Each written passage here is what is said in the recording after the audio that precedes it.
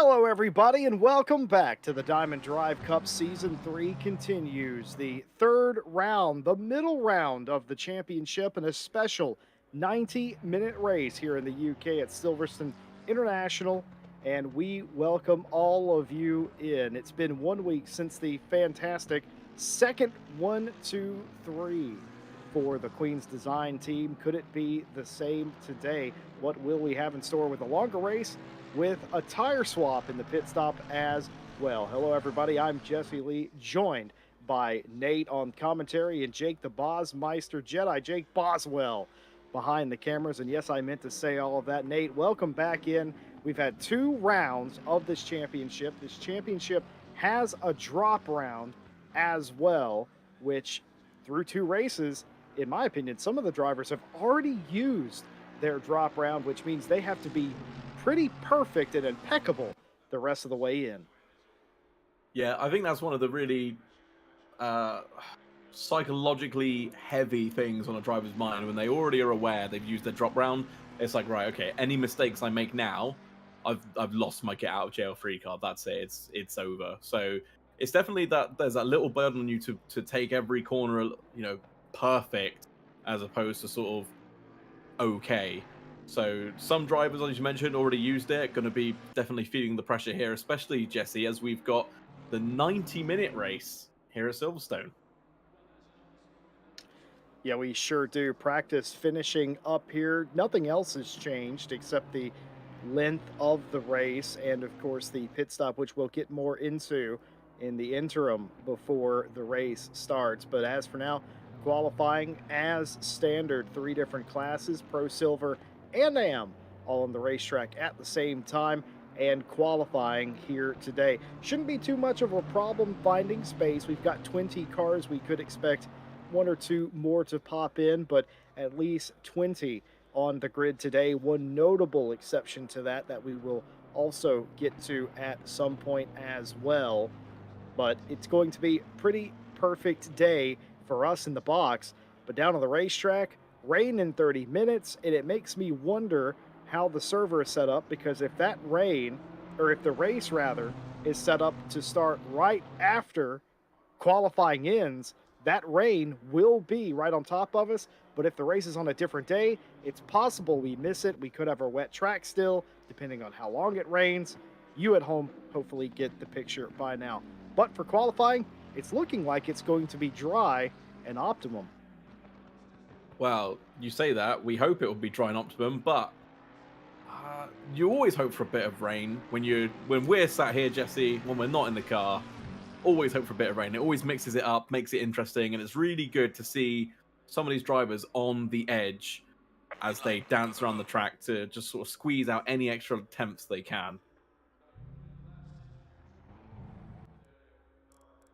Yeah, it certainly is the case. Everybody's going to try and get everything that they can out of the quali session.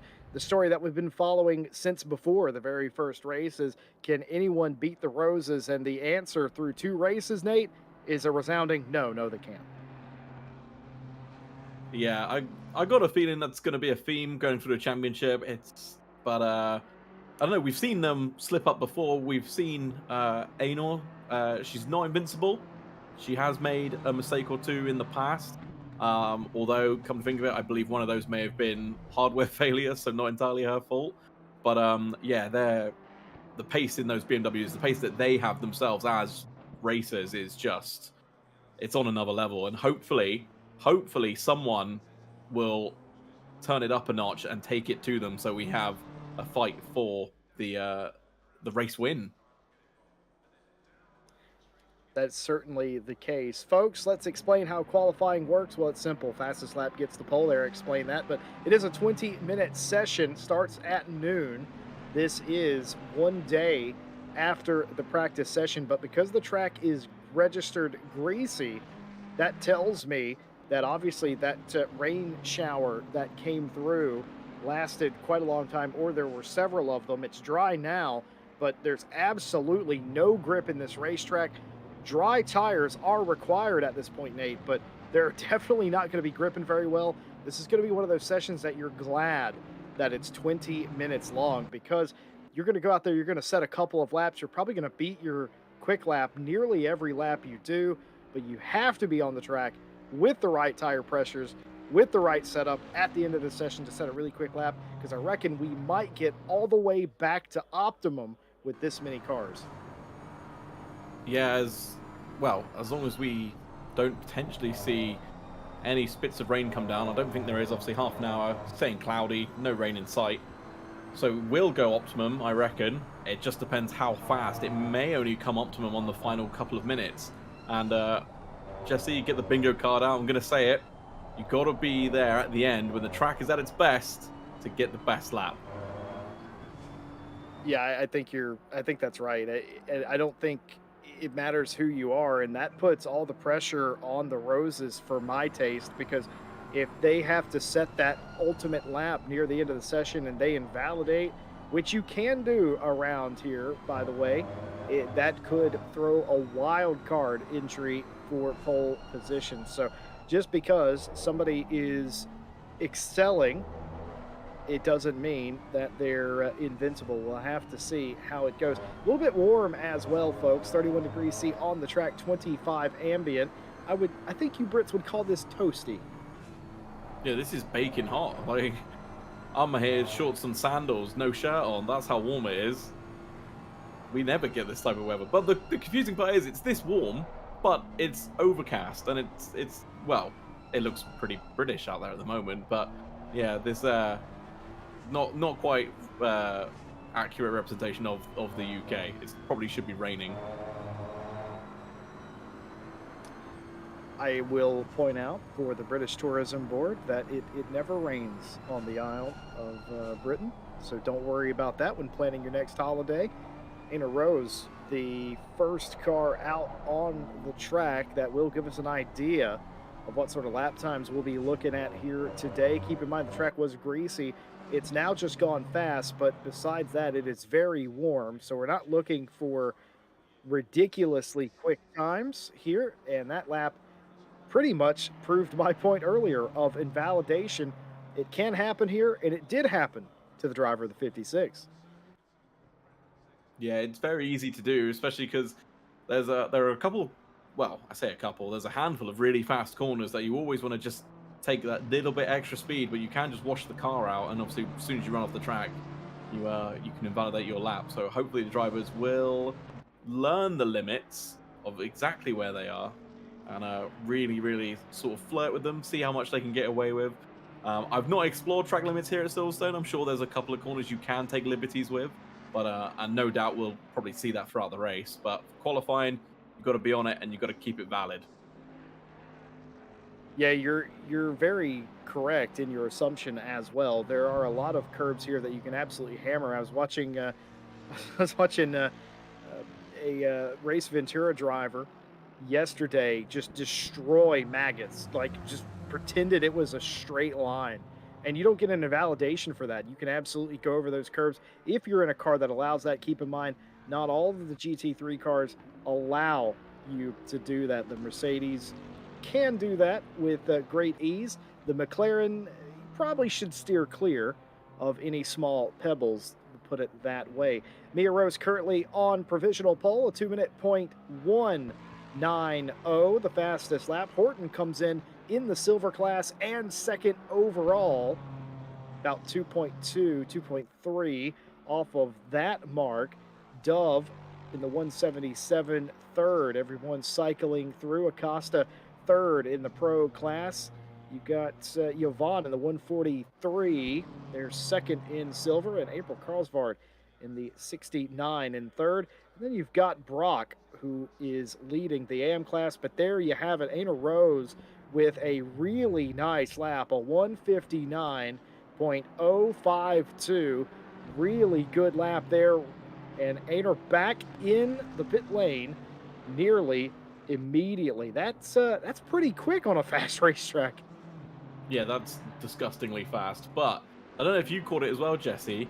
Aner pretty much riding that inside barrier here, completely on the inside of the track itself, and obviously kept the lap valid. So there's one place where the drivers could maybe explore track limits to gain a couple of tenths over their competition.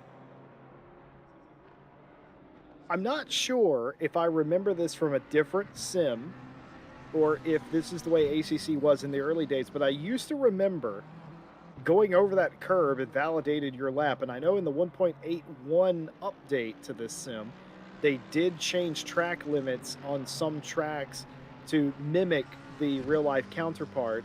And I wonder if that's a little something they did that you can completely cut that corner, or if I'm remembering that from a different sim. It's hard to keep up. There are a lot of quality sims out there.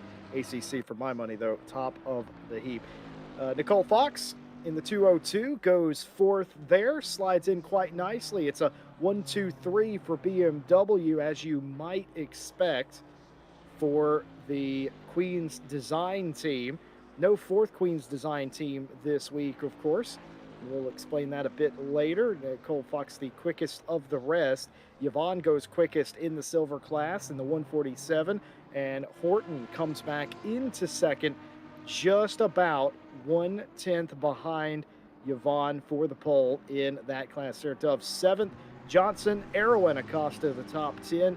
Brock still leads in AM over O'Brien, and McKenna Santos, after a brilliant podium a week ago, is sitting on the podium again here in qualifying.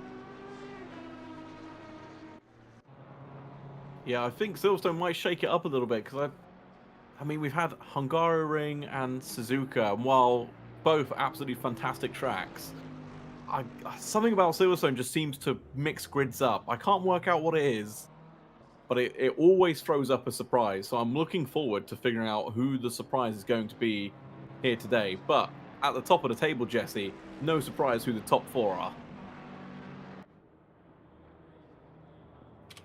Speaking of that, I was misinformed. I was told that one of the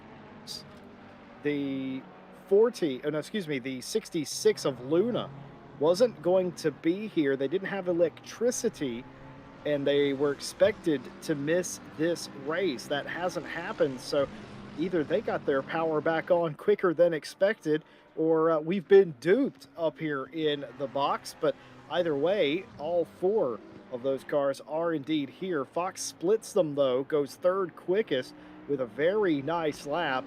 Mia Rose goes to provisional pole, a 58.747. Now that is getting a move on. Alice Horton for Speed Kitty Motorsports improves up to seventh place. Sarah Johnson for GTWR on a quick lap goes eighth place with a 2-minute .562. And the times are coming down. The track tip may be high, but the track is definitely rubbering up. Everybody getting more confident. Not a whole lot of invalidated laps, but a lot of pickup as we expected. And we're only halfway through this session. Yeah, I really genuinely think it will go optimum right at the last minute. So I don't think it will be enough for all the drivers to take advantage of. I think a couple of them will get the advantage, but it will be interesting to see where it puts them, because I believe, and Jesse, feel free to jump in, correct me if I'm wrong, the delta between a fast track and an optimum track is somewhere between 0.3 and 0.5, if I'm not mistaken. So, I mean, that's a chunk of time, especially sort of in the midfield. You could make up a lot of places from, literally just being on the track at the right time. Yeah, it absolutely can be as much as, a half of a second or more in some instances. I know aliens compare their times to themselves, and they will generally tell you it's anywhere between an extra tenth to half a second, depending on the racetrack. Here, I reckon it's worth a little bit more because of the high speed, grippy corners. And the more speed you can carry, obviously, maximize down the straightaway. You all get the gist at home. I can tell you the silver class has been maximizing their straightaways. Everyone in that class has pretty much improved. And Sophie Erwin, the top of the heap now in the 714 Bentley over Horton and Johnson, making up the current top three. No change in the AM class currently, but here is Alice Horton looking to improve again. Will this be good enough? Needs about just about 2/10, I would say, to take pole, and does. A 2-minute .085, as near to a 2-minute dead as you can possibly get. But look at Sarah Johnson for GTWR, the 888 Bentley, a 2-minute .0045. good enough for provisional pole and a top 5 spot overall. Sarah Dove also for GTWR in the 177 goes ninth, working their way up the ladder here. And here's Anal Rose, who has retaken provisional pole, a 158.177 for the Queen's Design BMW driver. And we are getting a move on here. Could this be a further? It is! It is a further improvement! A 157.790. Yeah, that definitely can tell the track's improving. Yeah, that's ridiculous. It's just lap on lap improvement as Anor jumps back to the pits. I wonder if she'll go out and try and catch a couple more laps in, or if she's happy and content with that lap. We'll have to wait and see. But yeah, improvements all up and down the grid, Jesse. At the moment, I'm really not sure who's going to end up where. Obviously, Dove looking a little bit out of position. Hopefully, they can catch a valid lap very soon and bring themselves further up the field. Obviously, the fight between Johnson, Horton, and Erwin looking, well, close as you like. What's the gaps between them? Well, again, as the track gets rubbered in and we eventually hit optimum, those gaps could shrink and, well, positions will definitely be swapped around.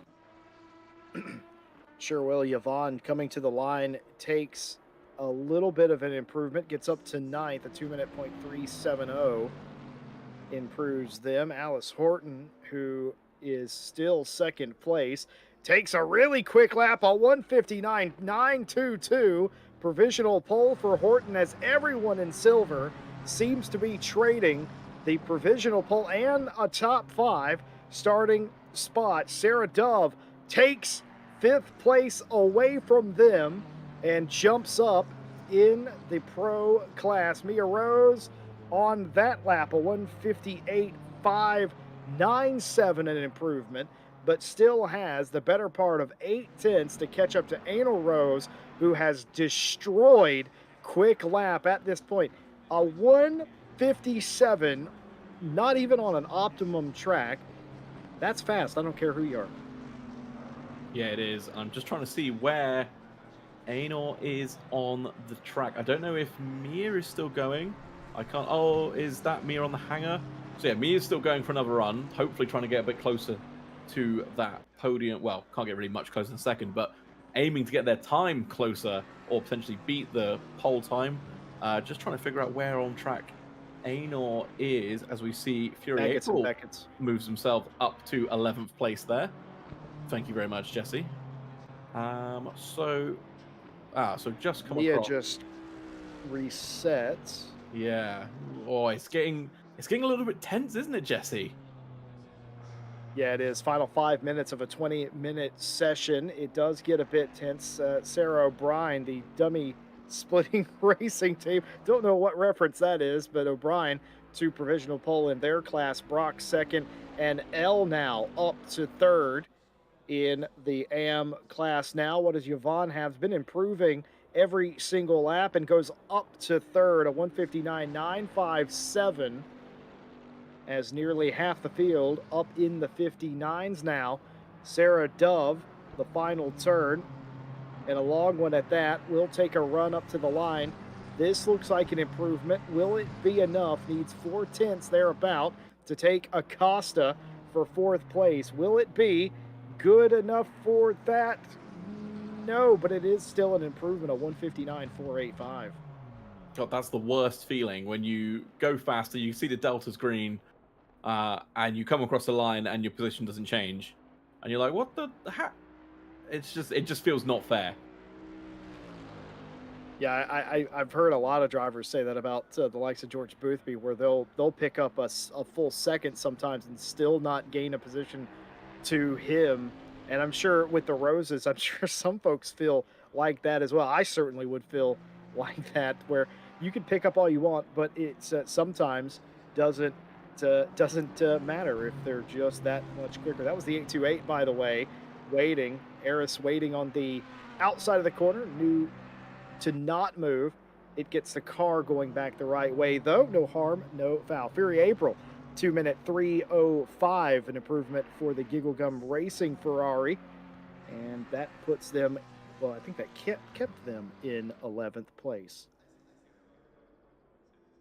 Yeah, it seems the grid has almost filtered out into its classes, apart from Cosmo Marsh being a little bit out of position there. The number two Aston in that glorious V12. Um, but yeah, I still don't know. Obviously, Errowin now top of that, or well, pole position for the Silvers. But yeah, to see what Yvonne has as she's about to come across the line. It's there we go, pole position again. It is not over yet, Jesse. Yeah, Yvonne has just been running quick lap after quick lap, and I just felt like Yvonne was just a little bit off in a couple of corners that could benefit them, and I think I think Yvonne's putting it together, and it's benefiting them because not only are they getting their confidence up for a race for the race as well, this could be a day that could find Yvonne in the 147 back at the front of that silver field. McKenna Santos changed the team name this week, the newest member of Race Ventura, and I was happy to be there when that decision was made. So Race Ventura driver McKenna Santos with a 204.680 puts themselves back on the AM podium. Yeah, it's all going on, but there's only a minute left now though. Track still hasn't gone optimum, so it's pretty much now do or die. Get your lap in, get it sort of finished. I don't think many more drivers will get a chance at, well, they'll get to finish the laps that they're on, but other than that, it's the grid is looking like it's starting to form, starting to set. Luna in the pits won't be back out for another run. Same for Sarah O'Brien. So confident that she has snatched the AM class pole position. Also, McKeehan in the pits also will not be back out on the track. And it looks like Eris has abandoned its lap and will return to pits. I will admit that cone scared me. That was a sim racing jump scare. They're rare, but they are out there.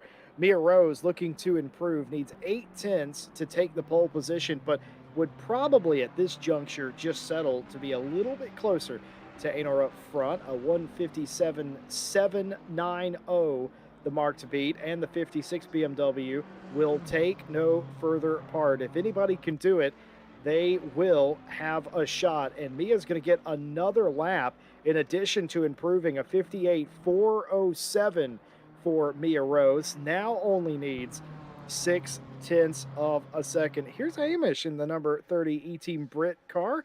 We haven't talked much about Hamish, but that car is improving a 201 137. Speaking of Mia, we've had an interesting poem in chat. And we'll see what McKenna has here. Already third.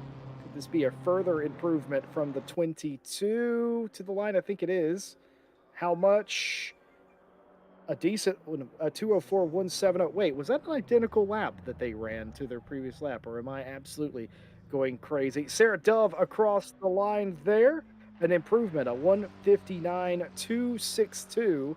A massive improvement for Sarah Dove that gets them a little bit closer to the drivers in front of them. Sophie Erwin and the 714 coming to the line also looked to be improving, went over the curb there. A huge cut, a legal cut, and a 159.585 will be their final lap. Mia Rose coming around the final 4 or 5 corners here, Nate. Well, all eyes on Mia, I suppose. It's obviously Anor completely powerless now. Obviously, unfortunately seemed to have a mistake on their final lap and parked the car. So I imagine, well, for maybe mere mortals such as myself, Jesse, the pressure would be on, but Mia's probably taking this all in her stride. Just the final couple of corners to go now. We'll have to wait and see. I've got a feeling, though, Jesse, we need to bring in some success ballast. Yeah, that would be very interesting. You'd have to get the Roses' permission for that. That was another 2 tenths pickup there about for Mia Rose. They end up being about 4 tenths from the pole position. But Anna Rose, again, another pole position. Mia second. It's a BMW lockout on the front row of the grid. Stephen wrote us a poem in chat. I thought it was funny, so I'm going to recite it. Roses are red, so is Mia's peeing. I really, really hope it doesn't affect the racing.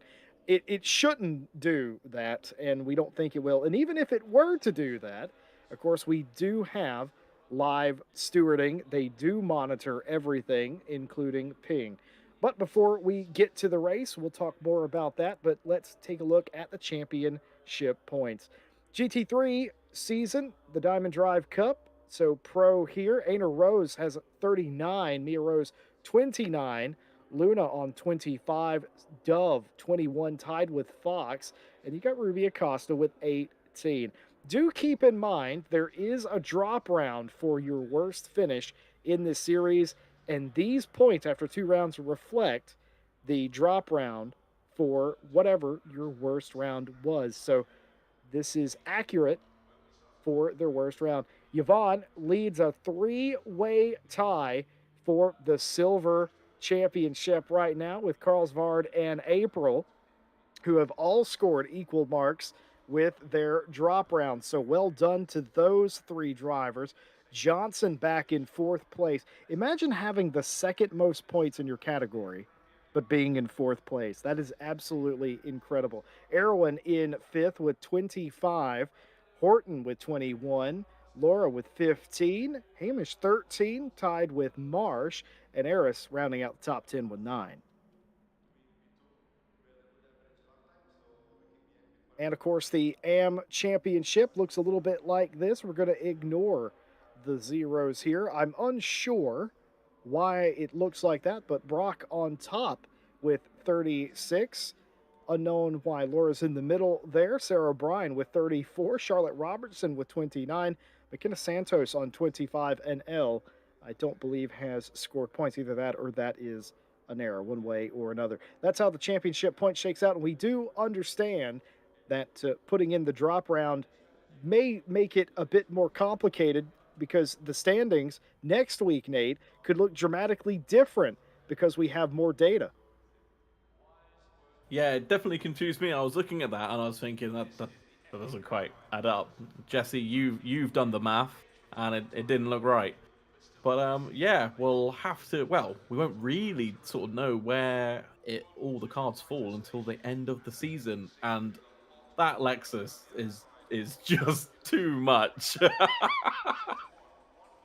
Too much or just right. I think it's absolutely fantastic. And of course, custom liveries very much a thing in RCI competition now, and a lot of the competitors here today taking advantage of having that, and it definitely adds something to the racing for me.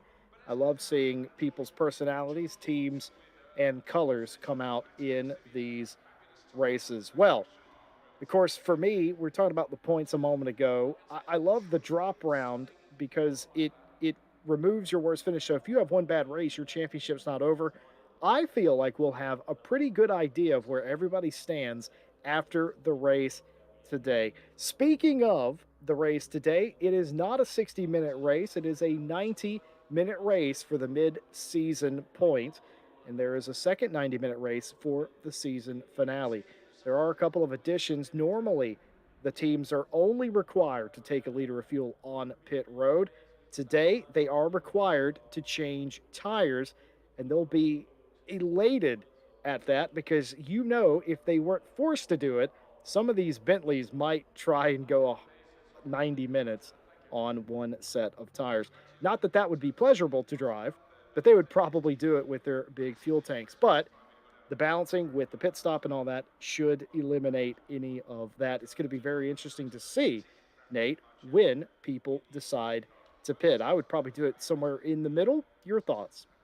Yeah, I think I agree with you. I'm a middleman. I'd probably stop at the halfway point.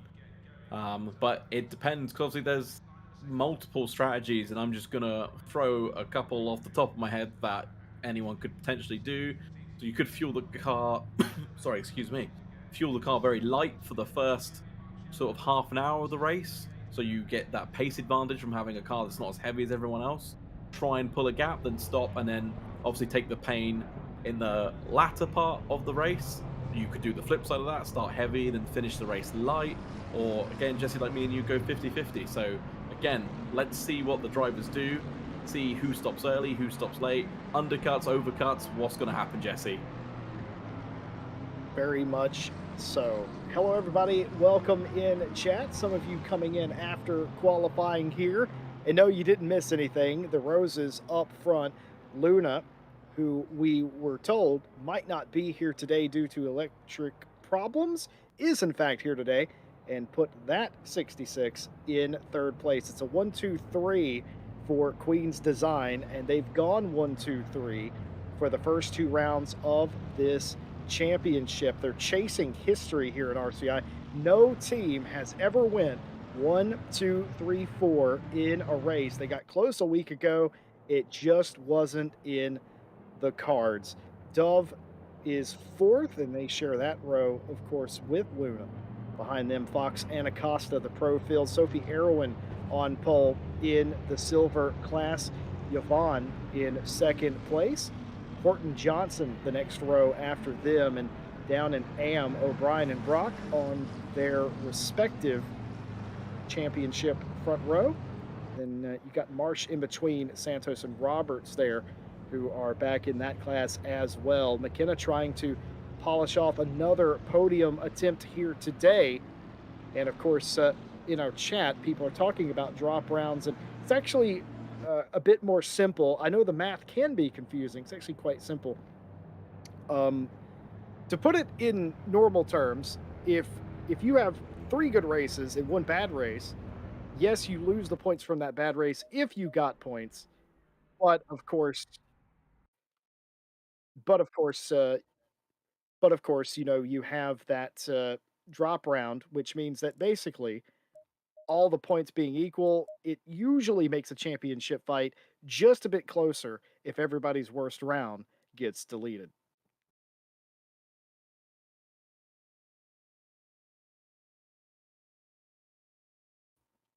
Just resetting some stuff here on the back end here today. And while we have a long lap, let's talk about hashtag thigh highs for Nate. Last Let's week, start. you will remember, no, we're going to. Last week, you will remember we made it 3 whole laps without a incident or an incident report. We definitely You didn't. say you found a little bit of contact, but the question remains in the hashtag thigh highs for Nate campaign. A, did you agree to do thigh highs this season? I don't recall if you did or you didn't. And number 2, even if you did, does it not count if this doesn't show up on a stewarding report? I thought that the stewarding report's what we went off of, not what you caught afterwards. So if it wasn't on a stewarding report, does that count? Well, first of all, I honestly don't know if I did agree to it or not. And second of all, the steward's report doesn't mean anything to me. I am above the steward's report. Well, I can tell you the steward said it was a clean lap 1, and of course the stewards don't really care about certain contacts and all that stuff, and we go off of what they say. Not, and I reckon that if you did agree to it, which I don't remember if you did, I reckon it's hashtag thigh highs for Nate time. Finally, after 3 seasons. Front row, Ana Rose, Mia Rose leading you off for the 90-minute mid-season Silverstone drive here in the Diamond Drive Cup. Glad that you're all with us. Everybody buckle up as we are about to go racing for an hour and a half. And there we have it, the green flag, the flagman, and the lights are on down around the inside. Ana Rose trying to hold on to the lead. Mia not giving up on the outside, and here comes Dove. Dove has had a brilliant start here as they enter Maggots and Beckett's. They try to get single file. Mia closes off Dove. Ana Rose leads the race into Beckett's as it's 1-2 for Queen's Design. What has happened to Luna? They've been jumped by the 177, and everyone just about gets through their single file. No yellow flags as far as I'm aware. Yeah, no yellow flags that I've seen so far. And as you mentioned, Dove got a fantastic start. managed to sneak ahead of BMW of Luna. So now already looking quite racy, was quite close to the back of the two Roses, come Maggots and Beckett, but unfortunately, just due to the nature of the corners and it being, well, lap one, um, quite sensibly seemed to just roll off the throttle, roll out of it, and just tuck in behind. But now, Dove will be hoping that she hasn't made the mistake and let the Roses disappear off into the distance and didn't apply early pressure, as we have, Jesse, a yellow flag. Yeah, and that'd be fine if it wasn't a clean couple of laps last week. Nate, you're welching on the deal, but the 11 car has went around, and I think that's L in the 292 that's had contact. Oh, Charlotte Robertson here, and that is the 292. We didn't catch. Oh, that's okay. I think we didn't see it, folks, but I have an idea of what might have happened. But back at the front, it seems. Oh, I don't want to call it this early, Jesse, but it does seem like Dove is just ever so slightly losing touch to the back of those BMWs, even over the course of one lap. It's the pace advantage that the Roses just seem to carry in that car is just, well, quite frankly, it must be depressing if you're Dove or any of the other drivers. Yeah, but I don't think they see it like that. I think they expect the Roses to go off and do their own thing. Oh, and Luna's lost it here. Big curb hop into Maggots there. And you can get away with that in some cars, folks, but the BMW, it's a little wishy-washy, and that's exactly... Oh, I see what happened. Luna went over the curb and into the grass there, and there's a giant lip on the back side of that curb. Luna grabs it and throws him into the air, but I will say that is well held by the Brazilian driver in the 66, because that could have ended badly. But folks, that is exactly what you have to do to regain control. Hit the brakes, drive in a straight line. The car will come back into line if you do that, and that's exactly what Luna did there. Race-saving save. Yeah, it looks spectacular to see, but it's not going to help Luna's tyres, especially this early on. As we see, is that Fury April all over the back of Sarah O'Brien there. Not quite sure if Sarah O'Brien has just had a mega rocket start or if Fury April has had some issues there. But either way, O'Brien ahead and defending from Fury April. Fury April here trying to get by the leading AM car of Sarah O'Brien. It hasn't worked out so far. Fury trying to be, I would say, somewhat patient, but also probe for a weakness or a way around at this particular stage. O'Brien, of course, there's no blue flags here because they're racing for position, and the way that RCI rules are structured is you can race people out of your class, and if I remember correctly, oh, and contact there between Gigglegum and the 96 Bentley, and that is spun the AM leader around. Just trying to get a feel for what happened here. It looked like they were just on converging lines. I've got a feeling that Fury April may have just been a little bit optimistic going for that move, but does let Sarah O'Brien back past. So takes the pain to hopefully avoid the larger penalty, which is a smart thing to do. But yeah, a little bit too optimistic, I think, there. Well, I can say that O'Brien will be absolutely furious about that. Sarah Dove under attack from Luna here, who has, after that scary moment, has driven all the way back up here to fight for third place. The 177 not having anything to do with it. And look who's trying to come through here. It's the 202 of Fox. Fox somehow goes around the outside and gets Luna, who is trapped behind Dove, and they've converted that to a position of their own. It's it's third and fourth for a couple of McLarens now. The teammates fighting each other here now in the BMWs, the 66 and the 40, as Acosta's caught up, and they're all jumbled up. Somehow, Dove's defending helped Nicole Fox for next round racing to get up into fourth place. That's an excellent opportunistic move. Yeah, so obviously Dove and Luna were squabbling for position. Obviously, they both compromised their lines into club. Uh-oh. Um, or as we see, Luna on the inside there, but it's going to switch to the inside here for Nicole Fox. So Fox will hold the position, but can Luna get the cutback and just roll onto the front that little bit earlier and just out drag the McLaren down across the start finish? Doesn't seem that way, so very well driven by these two drivers. But yeah, so Dove and Luna compromised their lines into club. Both were quite slow on exit. Meanwhile, Fox obviously had a clear run, but and just ran around the outside of Luna. As we see Luna looking for the inside, not quite going to happen there. Fox doesn't crack to the dummy, and well, battle resumed. I can tell you something right now. Sarah Dove is the biggest Nicole Fox fan right about now. Sarah Dove went from being under pressure from two BMWs to having a little bit of breathing room, and that's all because of the driving of Nicole Fox, who just sort of drove through a hole that was very fastly closing. But now they've got the fourth spot, and now Nicole is the one that is sort of the next in line for Luna and Acosta here. But all that is doing is helping Dove just sort of breathe easy.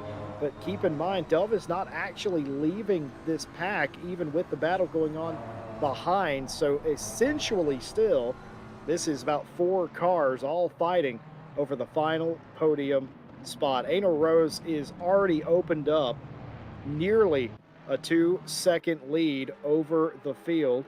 And as we flash back to the fight for just about 11th place, Cosmo, Marsh, and Horton fighting over that spot in silver. Yeah, I don't remember Horton being that far down. So again, another driver that seems to have had some early lap incidents. So again, the field is a little bit mixed up. As I believe here, we're going to get a replay of lap 1 as the car pointing the wrong way there. And we see, so what happens is, so Charlotte just hops the curb. She likes those sausage curbs and unfortunately just tags L there on the, well, I don't even know if you can call that a rejoin, more like the re-entry from orbit. And that's what turned those two cars around. And then unfortunately, we did see what happened after that with L, unfortunately, driving into the front of Charlotte Robertson. I'll put it to you this way. Last week, we had a very like clean and courteous first few laps. This week, I'm being told by the stewards not so, as they are having to deal with several issues, a couple that are blatantly obvious to us and a couple that aren't. So stewards absolutely at work here today. Nicole Fox looking back at Luna. Luna's going to try and go around the outside. If Luna can hang out there and use the momentum of the outside line, they might stand a chance down into the chicane, but nothing doing this time. Oh, look at this. Acosta making a move down the inside. Tired of waiting all of a sudden is Acosta making a move on their teammate. Does it cleanly, though, and they end up back single file. You know, it's strange to say, especially if you don't race here very often. It's a big old track. It's a place you can get too wide. You can race each other. But it's also a place that's difficult to finish off a pass because usually after you take a corner one way where you have the advantage, the track typically goes the other way where you don't. Yeah, and maybe that's what Silverstone throws up, what I mentioned earlier in qualifying. It might just be the fact that it's almost like there's a lot of switchbacks. As you mentioned, you can be on the inside for one corner, and it very quickly turns to the outside for the next corner, which gives the car that you're trying to pass or have passed the advantage over you once again. So these cars, though, Jesse, not giving each other any room to breathe. If I was Sarah Dove, there would be some nervous times ahead for me and buckets of sweat, I think. Yeah, I would definitely be absolutely drenched in sweat myself. This is a high pressure situation, folks, and we mean it.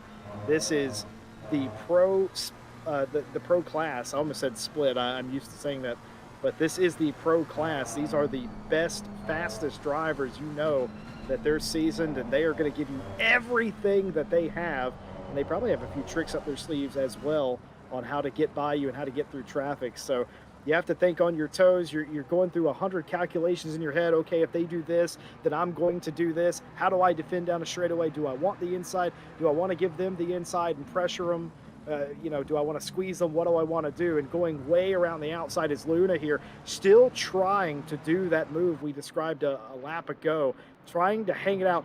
All Luna has to do is keep a fender on the 202 McLaren, and then you come into the chicane here, and you might have enough to get back level and complete the pass. But Fox doing absolutely everything. Fox making it known, I'm taking the inside. If you want to try and go around the outside, you go ahead and burn off your tires. I'm going to take the inside, and I'm going to take the shortest way around the racetrack. Both drivers doing everything they can, one trying to make the pass, one trying to prevent it here. Yeah, as you mentioned, Jesse, same move attempted last lap into Stowe, but the problem is, once you go wide into that corner, it is so easy to just let the car run wider and wider, and you just lose much more time than you gain. And every time, Nicole parks her car at the center of the track, waits for Luna to move to the left to go for the outside, and then just ever so gently Oh just my shades the God. car over. Oh, there's contact! Oh, touch! What happened here? Did sorry, not Dove. Did Fox just get a little bit loose and just open the door slightly for Luna? What happened here? So runs a little bit wide, tries to cut back in. Oh, it's such a light piece of contact. That is unfortunate. No doubt Luna will now be fired up and will be trying to get past Acosta to get back onto the back of Fox. Well, I was shocked, and sometimes when I'm scared, I giggle. Don't question it.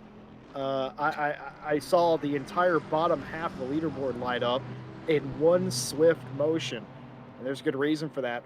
Racing incident between the 717 and the 25, drive through for car 11 for hitting a curb and taking out the 292.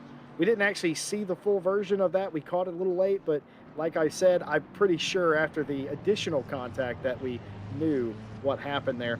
15-second penalty for car 292 for causing avoidable contact with the 11, up to a 15-second penalty for an unsafe rejoin. And that was the extracurricular contact, Nate, that we did catch on camera. And also a warning for car 11 for pushing the 22 off track, but the position was returned. So what would normally be, I think, a 5-second penalty downgraded to just a warning. And I know that's not all the stewards have, as they're still working on some things that have happened since those penalties occurred. Yeah, I definitely think we're going to see a couple more reports come through. Obviously, we saw the contact on board between Luna and Fox just now. And I believe there was something else that we caught earlier for a car going round. Was that O'Brien and That somebody else? was, yeah. Yeah, so no doubt there'll be some repercussions from that. But, we wait and see of what's to come. We sure do. We will bring you live pictures again in just a moment. We are, of course, experiencing little issues with our camera system, but don't you worry. We'll bring it right back to you when we can. Little radio RCI. In the meantime, I'm Jesse Lee, joined by Nate and Jake Boswell, who's currently furiously pushing buttons in the background.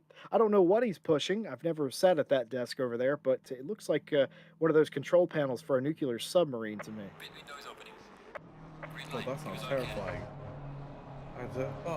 The thought of a submarine makes me uncomfortable. This is a little bit of an Are you off-brand topic. claustrophobic, Nate? I've never noticed this. No, I see. I'm not.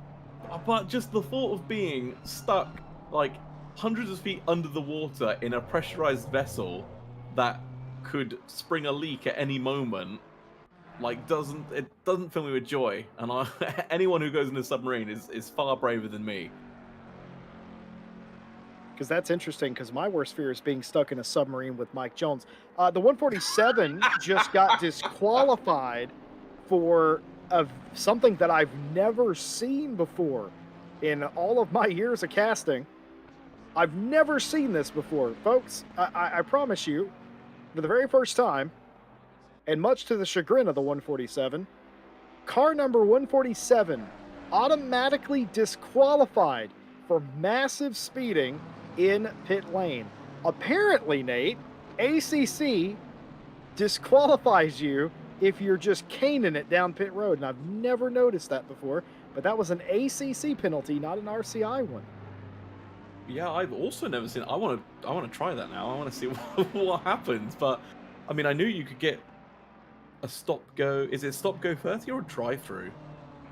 But I mean, Well, you can yeah, get both depending on the severity of speeding, but this, I didn't know disqualification was a possibility for that, but unfortunately for Yvonne, they have been disqualified for massive speeding. And again, not RCI. That wasn't the stewarding department. That was ACC that decided to do that, which begs the question, how fast do you have to be going to get disqualified? Because I've seen very egregious speeding in pit lane by accident, of course, but no, never a disqualification. Very strange indeed. Dove still leads Fox. Acosta now by Luna after the earlier touch that we saw that sent Luna spinning into the infield. Acosta was able to get by and takes over the final spot inside the top five. Erwin leading in silver over Johnson and Carlsbad, your top three. Brock leading in Am. O'Brien has driven back up to second place. McKenna down in third, still in that class. Speaking of Sarah O'Brien, here is the driver of the 96 Bentley who just made that pass on the no, Fury not April pass car, yet. I'm No, pretty sure. been ahead of Fury April. Was lining up the move on Eris, but couldn't quite get it done, and has now made herself vulnerable to Fury April, launching a Oh, cycle on the so inside, dives to the O'Brien inside has for Stowe. Doesn't quite get it to pull off though. Very sensibly backs out. Probably wants to avoid contact once again with Sarah O'Brien, but then looks to the inside at Vale again, just showing the nose, trying to see if she can fake Sarah O'Brien out and force a mistake to get past. But O'Brien having absolutely none of it. So what confused me there, folks, I do apologize as well for interrupting you, Nate, is Sarah must have lost that spot to Eris at some point because O'Brien's indicator was saying 14th place, and I assumed they passed April for that, but no, I believe now the 96 was in 14th and lost that spot to Eris. So has something additional happened to the 96? Oh no! And they're going to be spun again here! The 714 again with contact. I think it was them two the first time. Yeah, it was Fury April and Sarah O'Brien again. Just, oh, there was a bit of an overspeed there. It seemed that O'Brien caught Eris in the corner and had to get on the brakes and potentially caught Fury April out. Not entirely sure on that one. The stewards will absolutely be having a look at that one. But yeah, massive frustration for Sarah O'Brien twice by the same car. I I I I think Sarah is going to be asking Fury some questions after the race, like, "Why do you hate me today? What did I do?" Perhaps, but that's rather unfortunate. You after a certain point, you feel like somebody's picking on you. You know, despite the fact that I'm sure April didn't mean to obviously do that. There was no malice in that, just a mistake, a miscalculation. But you know, if you wrecked me a couple times in a race, Nate, I'd ask, what did I do as well, just for good measure to make sure. April Carlsbad up here racing against the 25 of Horton. This is for the third place position, final podium spot. April's absolutely having none of this, and Horton trying their best to make that work and nearly did there. A good run for Carlsbad kept them in that position. Something's happened to the 202. And this is indeed Jedi Jake strikes again. He knew what I was going to say. Oof. Oh, yes. I saw the 202 fall back, and that's why major contact, the 177 and the 202. That's going to let the BMWs through. Acosta and Luna promoted to third and fourth, respectively. Dove down to fifth, and Fox all the way down to seventh place. Erwin now up into sixth place as we have some takers on pit lane and some more penalties as well.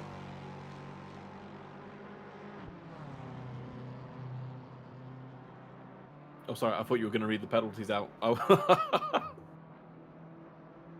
I mean, I can if you like. No further action for car 828 and the car number 30 for avoidable contact. They spun themselves, and no further action there. Drive through for car 828 for spinning out the 30, position not returned. Those were two different accidents, mind you. 15-second penalty for car 717 for taking out the 96 in turn 17. The 717 slows down to give the position back to the 96, saves a drive through, turns it into a 15-second penalty, and a racing incident between the 177 and the 66.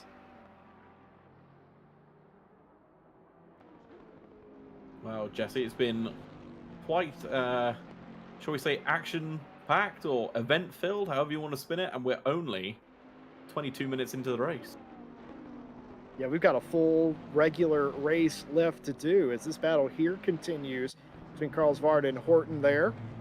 Acosta just got passed by Luna for third place. Keep in mind, Luna lost that position to Acosta after contact with Fox, I believe it was.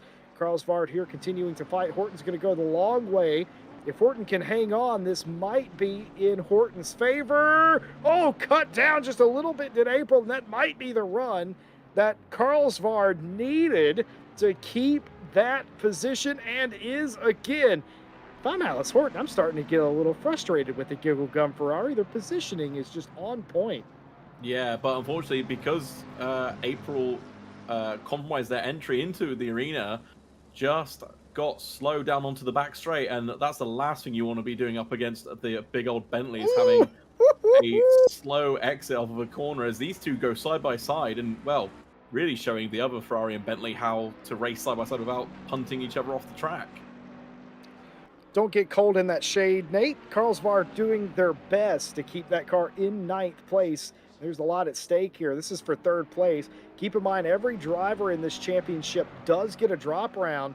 And if you finish all your races in the podium, you're going to have a ton of points at the end of the season. So this is very important here in the early going of this race. And the 69 has made it very apparent they're not driving to a number. They're not trying to save tires or fuel.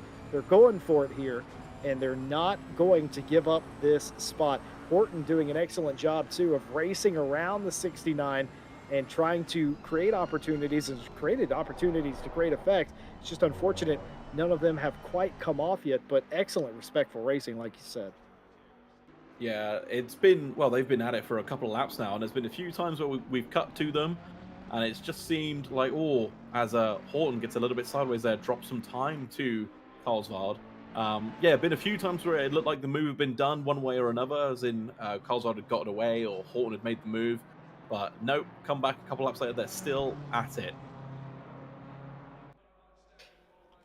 Well, we haven't seen Anor Rose since the first lap of the race, and there's a good reason for that. It's because Rose is way out in front of this one in the 56, 7 seconds adrift is Mia Rose as they make up the top two spots. In fact, Queen's Design makes up 1, 2, 3, 4. Could this be the day history is made here on RCI TV? We'll find out. Mia Rose, who qualified in second, some 4/10 off of Anor's time, is out by 10 seconds in front of Luna and Acosta, making up that 1, 2, 3, 4 for Queen's Design. This battle for ninth place continuing between the 69 and the 25. Chat loves it. Chat's loving it right now, Nate. They love a good close battle like this. A little back and forth. I think everybody loves a good close battle. It keeps it interesting, especially when we have the aliens that just seem to disappear off up the distance and sort of maintain a healthy gap between one another. So yeah, I mean, I hope, oh, commentator's curse. I hope we continue to see this go on for lap after lap. But again, pit strategy might come into this. We'll have to see when each driver pits to see, well, who really has got the better strategy. Yeah, and of course, we told you earlier about the 147 speeding in pit lane that got them disqualified, and we were all very curious and very inquisitive as to how fast you would had to have been going to get fully disqualified for speeding in the pit lane. We have an answer for you, as Horton's going to try and go around the outside here into the chicane, but again, covered up well by Carlsvard. But yeah, we were wondering how fast you had to go. Folks, you couldn't write this, but Marty, something's got to be done about your kids. Yvonne was going 88 miles an hour down pit lane, and that apparently is the speed of disqualification and time travel. That's quick. You must have completely blown past the 50 board for that. But yeah, I've never seen I that. reckon it might have been the other way around. I reckon Yvonne might have disengaged leaving the box and forgot about it. Oh, April Cosvard off the track. Kimi Räikkönen-esque drives through the dirt side by side inside to Horton. Horton's going to get it done here, but can Alice get stopped? Yes, indeed. Completely drives over the inside curb, leaves no room for rebuttal. 3 and 4 laps of racing nose to tail. Alice Horton finds a little bit of a weak link in the armor, gets by Carlsvard, but what will April have to say about this now? Down to 10th place, and Horton up to 9th. 3rd place in class. Does the 69 Ferrari have anything to say about this now? Well, you'd hope so, but it did look like Horton was all over the back of Carlsvald there. So now we'll have to see, can Oh no, Carlsvald's off in the background there. Well, we saw them go off after the tight left-hander here. What happens? Let's see if we can diagnose. Going through Maga, just got over the backside of the curb. Yeah, just unsettled the car. Very similar thing to what Luna did earlier, I believe. Just yeah, there's a dip there, and if you catch the wheels in it, obviously it will pop the car in the air, and obviously once it comes down, you've got steering input in the car, it unsettles it, and yeah, obviously that's the result there. So unfortunately, the move, there will be no rebuttal from Carlsvard for that position, and Horton takes it convincingly now. Miguel Martins in chat's made a very good point. Some of these penalties that you haven't heard of so far are pit road penalties, and Miguel Martins brings up a good point. Maybe the speed board isn't still there and they're misjudging where the line is. That is actually very easy to do, Miguel, and I think you might have a point there. Simpson Riggs also pointed out that Alice Horton getting by could have been the result of applying pressure, and that's the best thing that you can do if you're trying to get around somebody, is just live in that rear view mirror. As much as we tell our drivers to ignore it and drive out of the windscreen and not the mirror, you look up, don't you? You know who you're racing, you know where they are at all times, and sometimes all it takes is a momentary lapse of judgment, not putting your car, spotting it on a dime, and you can make a mistake, run off the track, or just miss the apex of a corner. As simple as that. A couple more incidents that have come through. No further action between the 202 and the 66. 15-second penalty again for car 717 for taking out the 96 a second time. The 717 did give the position back to the 96. We saw that indeed. 15-second penalty for car 202 for taking out the 177. That was the battle for 3rd place. The position was returned. And a 5-second penalty for the 177 for an unsafe rejoin after the accident. Oh, that's interesting. I wonder if we can get old Mr. Boswell to pull up the instant between the 202 and the 177. You just call him old. The old Bosmeister. No one's ever said the young master, have they? It's always the old master, the one of wise wisdom. That is Al Jake. I'm pretty sure Butler. I'm pretty sure the Butlers say that all the time. But Jake, what Nate's talking about is the battle for 3rd place, the 177 and all that. Yeah, so this is the here is. Yes, this is it. We're gonna take a look. I wonder how long this replay goes. So that's the initial accident that spun the 3rd place car. So that will be the unsafe rejoin when Dove runs to the inside Whoa, I will get this sentence out, I promise. Dove running to the inside to continue their race, and unfortunately just cuts off Sophie Erwin, who we actually didn't talk much about, but was ever so slowly just gaining on this gaggle of cars here. And now, after having an instant free lap one, has well, is really showing off the kind of pace that she has. So I mean, this is a fantastic drive from Sophie Arrowin to be in a position to take advantage of other people's misfortune. I can tell you, we've seen this from Sophie Erwin in the past, and when that 714 GTWR Bentley gets going, then it can be very scary. Driven up inside the top five now, in front of a couple of cars that you would expect them to be battling with, now driving away from them. And of course, also, this is as good as fourth place for Sophie here because Dove has that 5 second penalty, and Erwin's well within that, but that will matter very little to the 714 Bentley as they will continue to try and get around the 177.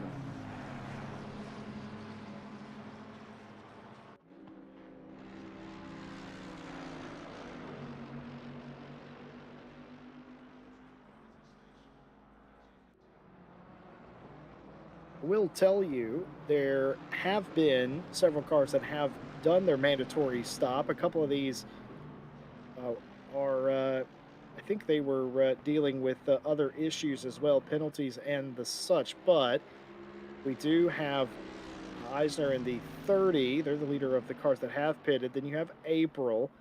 Eris is back there as well, but still has to do their pit stop, but did serve a penalty earlier, you'll remember.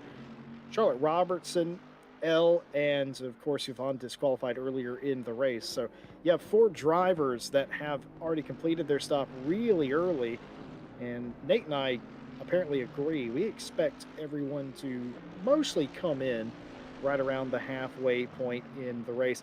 Less than a normal race now, usually 60 minutes, was a 90-minute race today, and we've done the extra time, and it's still very much race on. Case in point, 15-second penalty in tow will matter very little to next round racing's Nicole Fox, trying to get by Erwin for a top 5 spot here, who themselves is trying to get around Dove for a top 4 spot. Yeah, and that's the thing, that 15-second penalty, I believe, will come out in the pit, if I'm not mistaken. I'm very much, well, maybe. But obviously, Sarah Johnson is, well, only a handful of seconds back. So, Sarah Johnson has the potential to pass Fox in the pits here, which, again, would put, well, more pressure on Fox to obviously get around these cars that she seems to be faster than. But will also take the pressure off Sophie Erwin because it will put a buffer between her and Fox. So, very interesting times here. It would be interesting to see if Fox can, first of all, get past Sophie Erwin, Erwin doing everything she needs to keep Fox in position, and secondly, if the penalty will drop Fox back behind Johnson. Brock here in a battle for the lead in the AM class, the 99 and the 96. Remember, O'Brien had an accident earlier in the race, was taken out, and has driven all the way from, I think, fourth in that class, all the way back up to, well, where the leader is. Brock versus O'Brien for the lead in that class. Question from the chat. Steven asked, a lot of those early pit stops going to be dicey. Will the fuel last? Maybe. I think everybody mostly came in near the hour mark as far as I have written down. So I reckon they can do it. It will be close though, like you said. If they're not managing it correctly, it could be very dicey indeed. But I think most people are going to be okay. If they came in before the hour and 10-minute mark, however, that's going to be very close indeed, just like the racing we're seeing here. Yeah, Sophie Erwin deciding that racing on the track was too cool, wanted to be a rally driver for just a brief moment there, and then the Bentley very quickly decided it didn't want to be a rally car, so Erwin brought it back on track, and we see Fox again getting all over the rear wing of that Bentley, actually now on the inside of the corner here. Can Fox make it stick? It will turn into the inside for Sophie Erwin down that Vale. Well, Fox seems to have let that one go, maybe hoping for the cutback here through Club, but it doesn't seem like it's gone that way. So again, Fox just caught up behind Erwin, but the two of them are very slowly pulling away from Sarah Johnson. Speak of the devil, I saw the very man who just showed up in our chat daily pull that off before. It didn't quite work for Erwin here as they go side by side. Fox might have the advantage here, but not just. Erwin holding tough on the inside, but it might be just a little bit too far for Erwin as Fox has just about got the pass done and starts to drive away just a little bit. Excellently done by the 202. It took a while, it took a couple of attempts, but excellently executed there to finally get around the Erwin 714. And of course, Erwin would like to keep that spot, obviously, for overall championship reasons. But in the end, it was a valiant effort by Erwin. But unfortunately, Fox just a little bit too much pace in the middle part of the lap. Yeah, Fox just, well, didn't rush anything. Obviously, was showing the nose, trying to put pressure on Erwin. A couple of cracks were starting to show, and I think just as time went on, it was just forcing. Sophie's not done. Sophie isn't done. But I got to think that McLaren is a little bit more nimble through Maggots and Beckett's than the Bentley. So as long as Fox gets a good drive here down the straight, the Bentley shouldn't really have a chance.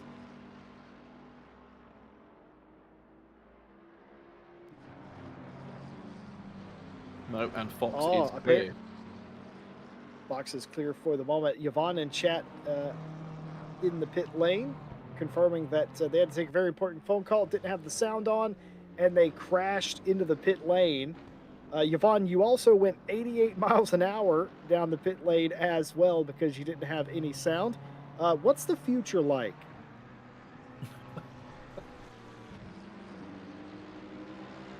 Oh, Jesse, sorry to sort of pull you into the present.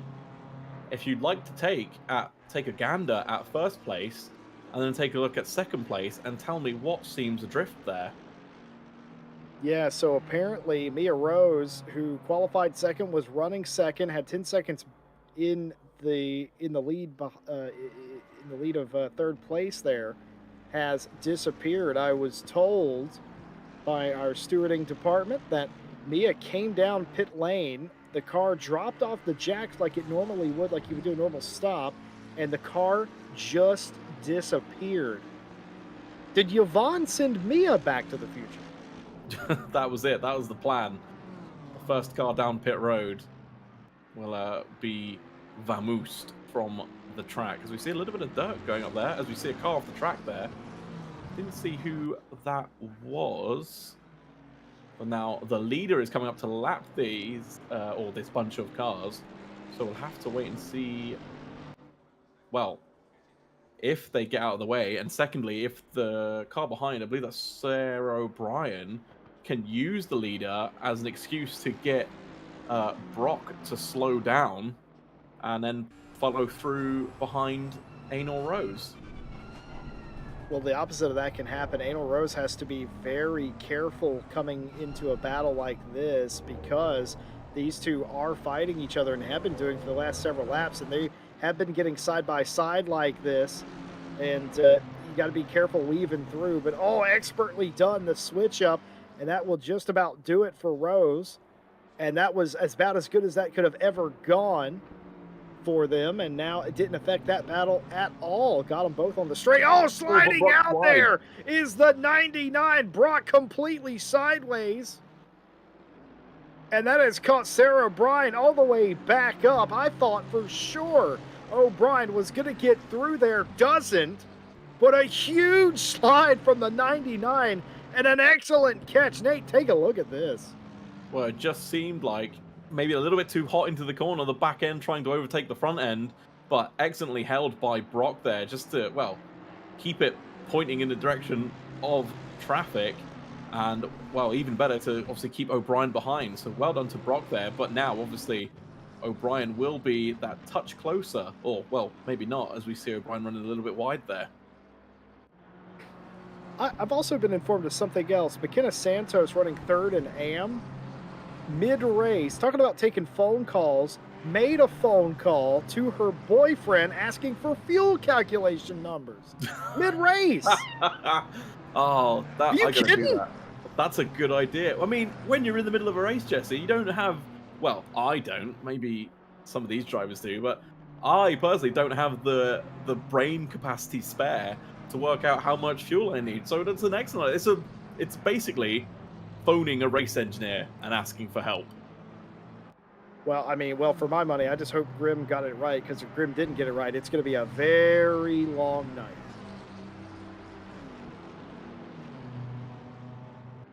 Well, yeah, imagine. I ran out of fuel because you gave me the wrong numbers. Oh no, can you imagine? I can only imagine, because I've done it to myself. But you know what they say? It's relationship goals. Hashtag relationship goals with them. And I'm sure Grim knows how to do fuel numbers. So here's hoping. Could be the difference between a podium and a DNF. McKenna, just saying. Brock still leading in the AM class, but it's, well, just about that much. What do you reckon? Less than a meter between the two of them, as the pro field will continue to try and get through at one point or another. Running wide again is Brock, side by side. Is that Sarah Dove in the background? It might be, as O'Brien retakes the lead in the AM class on a little bit of a wide move by Brock. O'Brien back out in front after being, we'll call it, spun and demoted all the way down to fourth. Back in the lead now. Yeah, there's definitely some pace in that Bentley, or well, some pace from Sarah O'Brien, and well, some excellent composure going on in that car. I know if I'd been spun around twice, I would definitely be driving angry, and that would cause all sorts of problems with the car. Obviously, you'd overheat the tires.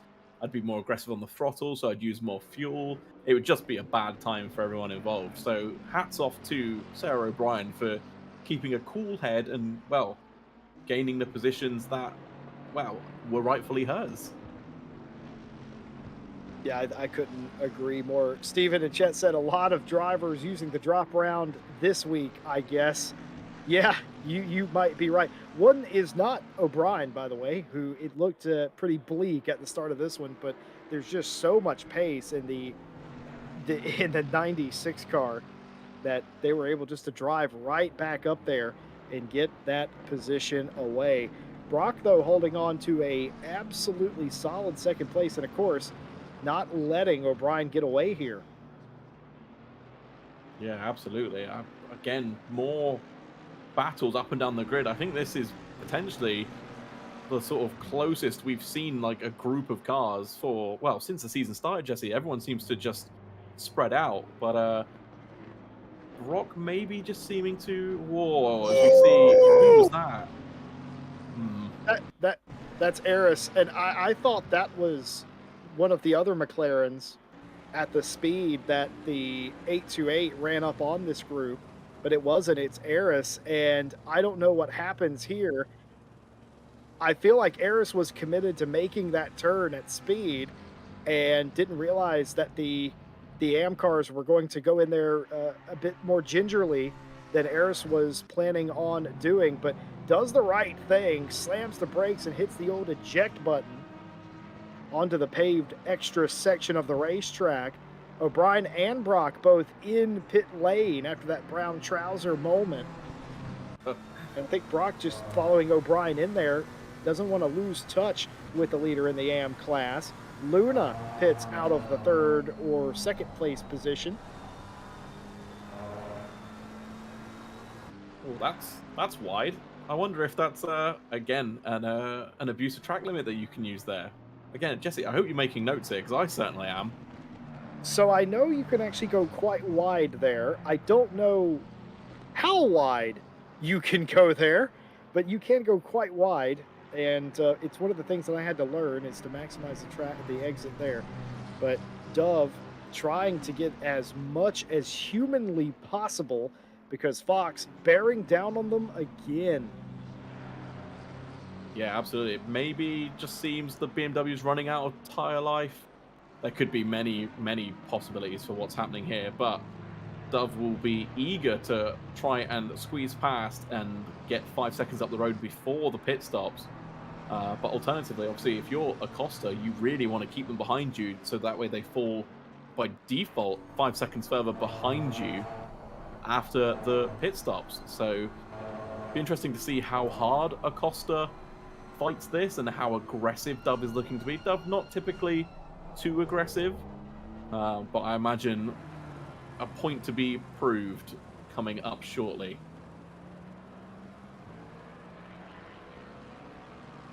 A lot of questions from chat. Yes, this was a 90-minute race, and that is not the normal here. There's two 90-minute races in this 6-race series.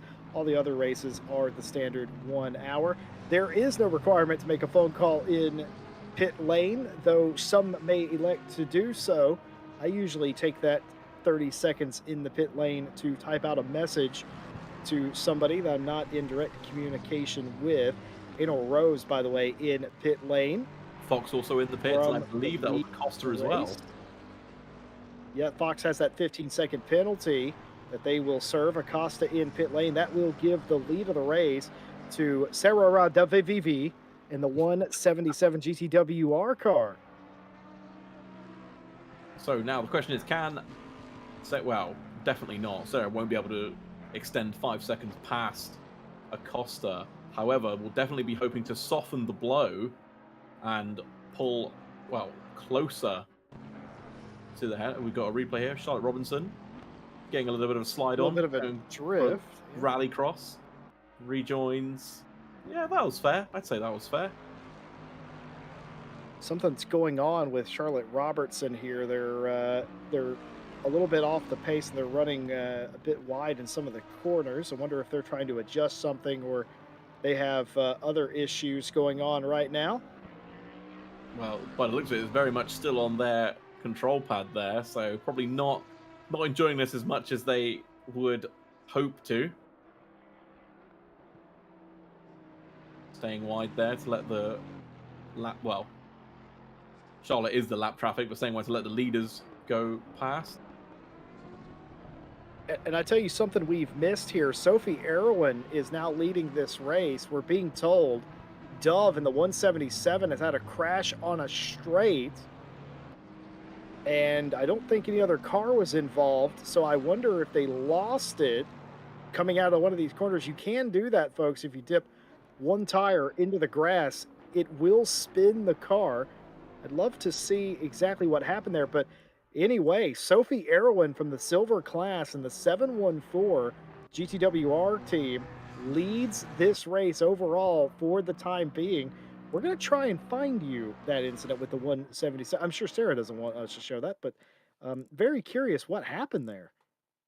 I'm sure Sarah doesn't want to show it, but for everyone back at home, we absolutely will show it, as we see here. So what is happening here? So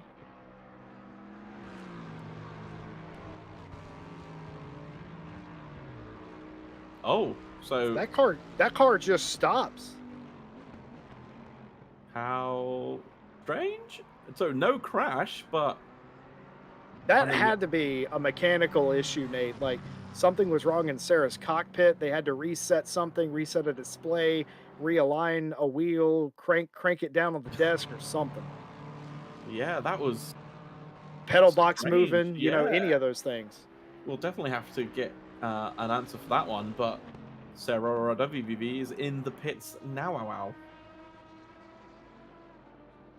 I can't work with you anymore. Sarah Dove in pit lane. Erwin leads the race, and Adel Rose, second place, had a 40-second lead coming into the pit lane, and it would be a large ask to get them to lose that.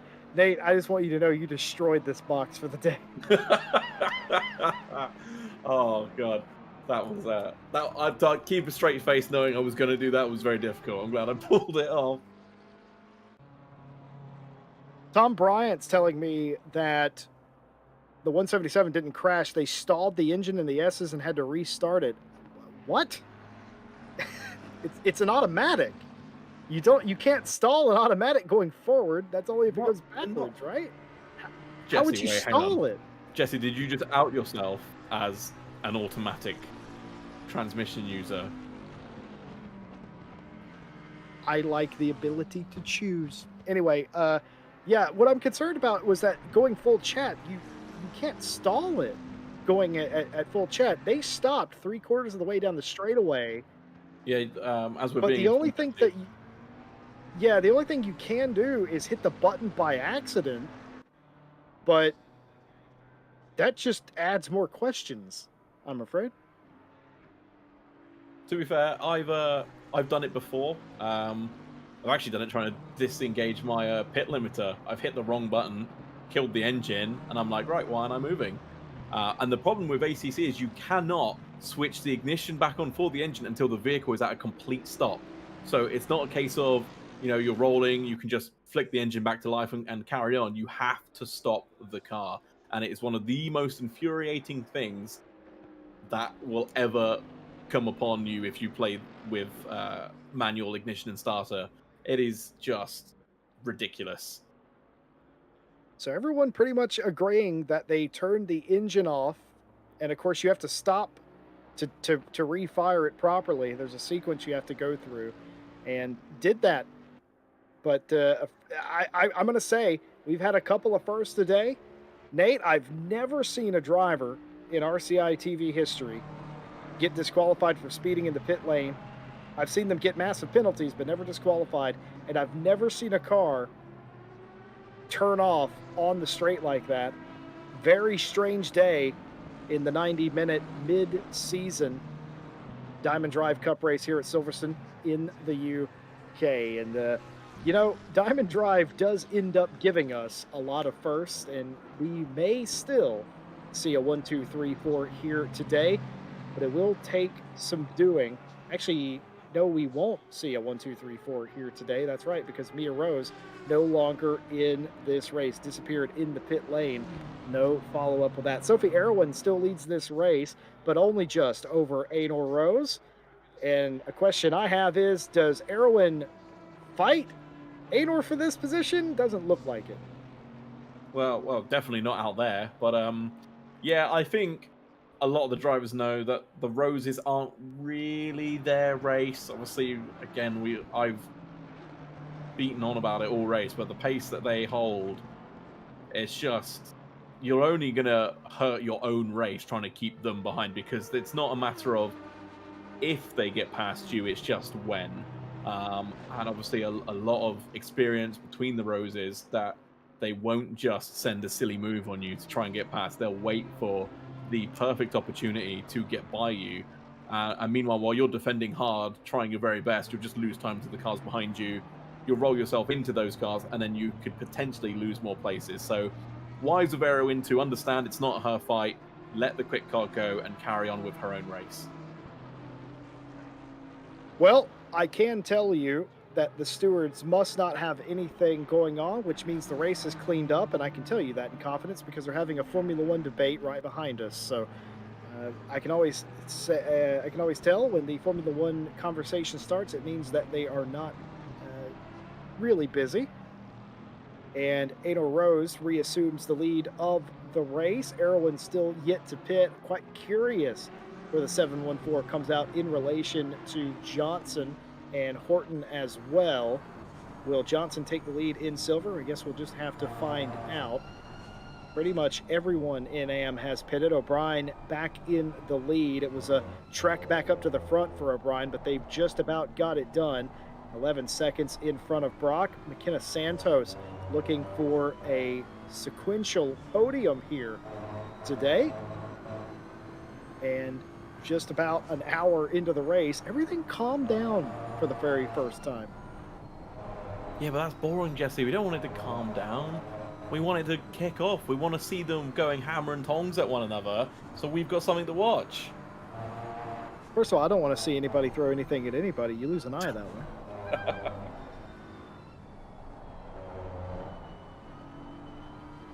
Oh man, the debate, by the way, continuing in our chat on RCI TV here on YouTube about turning the car off.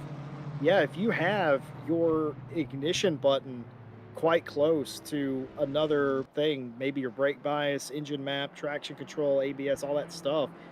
Obviously, you could knock it off, and that is very frustrating. And that, of course, is why mine is nowhere near any of that stuff. But it is possible if you have all your controls on your wheel, like a lot of these GT3 cars are now.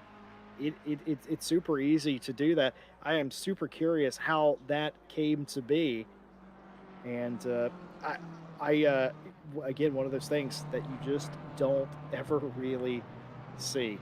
Well, Johnson is, oh, excuse me, Dove just got around Sarah Johnson, I'm pretty sure, for sixth place, and that puts the majority of the. Nope, that isn't what happened at all. I don't know. I don't know exactly what happened there, but the Triple Eight down to seventh place, and the rest of the silver class, the top five anyway, all in a line. Erwin still yet to pit. That brings up the very important question, Nate. When does Sophie Erwin come to pit lane?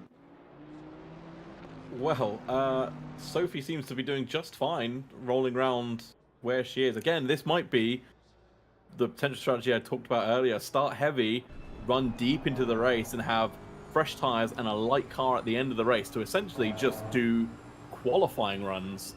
And hopefully, I mean, Sophie Erwin's already pretty high up. I can't imagine she'll drop too far down after her pit. But again, always the opportunity for places at the end of or coming towards the end of the race, because the cars around her will be on older tires that won't have perhaps as much grip, as much life left in them. So Sophie Erwin will be looking to take advantage of that. Well, turns out also, this is good for my brain. Turns out I'm not crazy. You hear that, Dad? 5-second penalty for car 888 for an unsafe rejoin and not holding brakes, causing the 177 into avoiding contact. So 5-second penalty for that rejoin. And that's what happened. The 177 and the 888 did flip positions earlier. And I absolutely wasn't imagining that. I thought that they were reversed earlier, and they were. And that's exactly what happened. Must have had an off-track moment for the 888.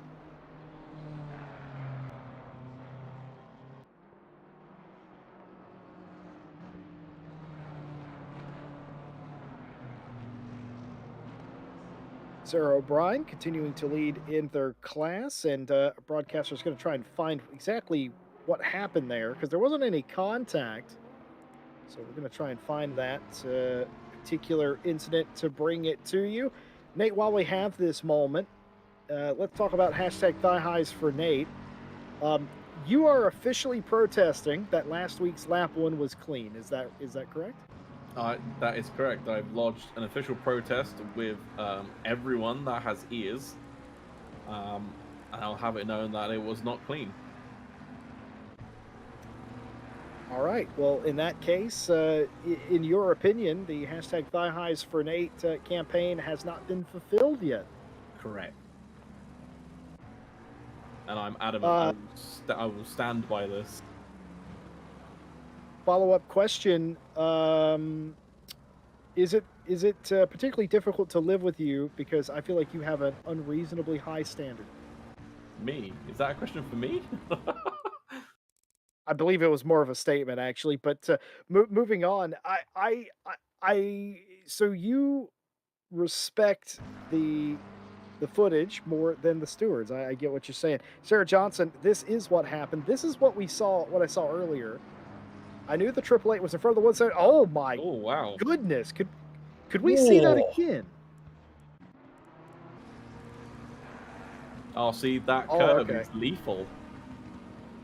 Yeah, it's one thing hitting the curb. It's quite another to go over the back of it. It just pops you in the air. It's almost like a ramp in reverse. There's no ramp to it. It's just a it'd be like hitting a curb in your road car, but you're going, well, 100 Ks. So that's what's catching so many people out in maggots today. And it happened there again. And man, that was a scary moment for Johnson. I'm going to go back and read that penalty. That penalty was for the unsafe rejoin and not holding brake. Yeah, so the 888 deemed to not hold the brakes and skid back on the racetrack, deemed avoidable. Yeah, it did look quite scary. Um, I mean, I think a fraction of a second earlier, and I think Dove would have been an innocent bystander in that accident. So, yeah, it's always important to hold your brakes if you are having an incident, just to stop the car from rolling onto track. The amount of incidents I've seen where cars just have an accident and let go of the wheel and take their feet off the pedals, and the car just sort of does its own thing, and it causes further problems, is just unbelievable. Well, final 30 minutes of the race today.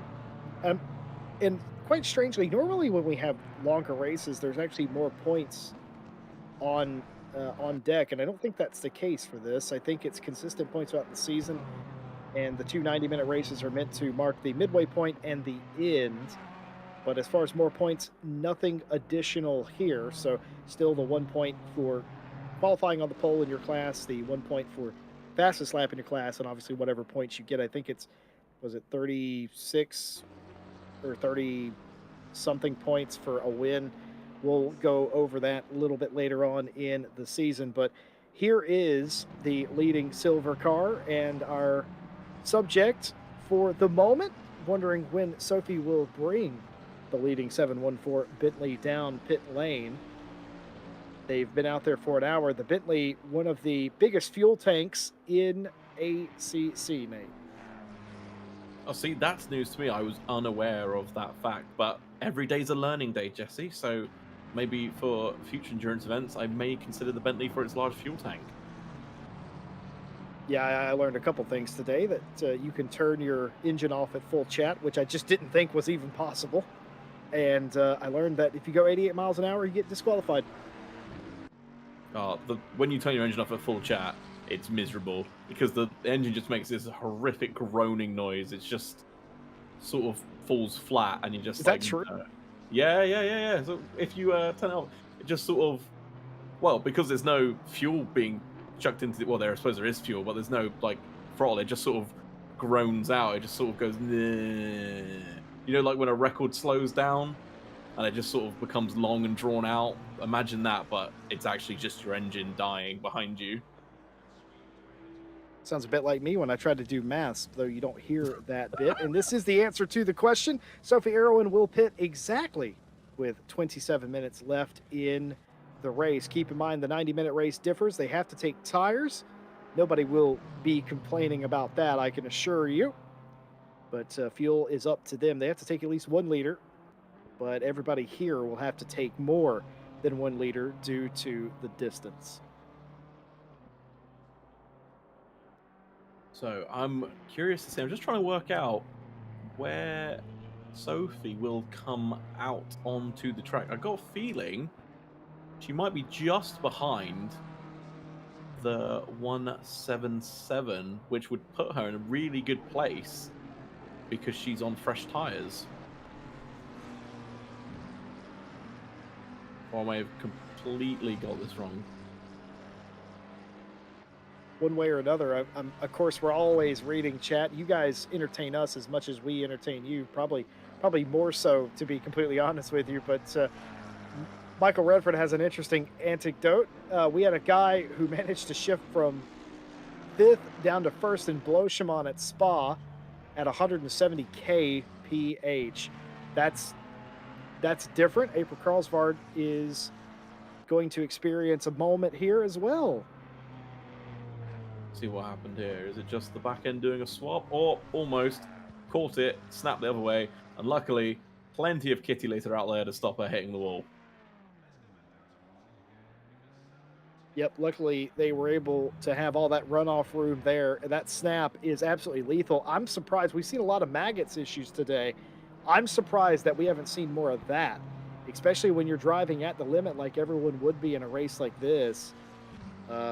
It's very frustrating indeed to you try to get the speed right. Sometimes you just go in there a little bit too much. You try to catch it. It opposite locks on you, and you spin off exactly like that. Dear, oh dear, Nate, we are not done with the penalties in a pit road, folks.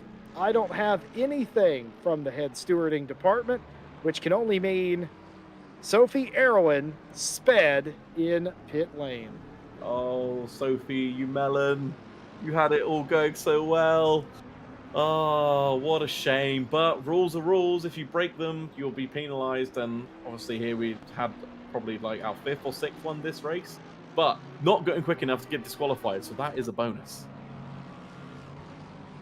What we're all about first here. Nate, you've ruined me. I just want you to know you've absolutely ruined me. I will say, for an hour and a half race, I have to go back and check the records, but this might set a record for the most stop go 30s of any race that we've done.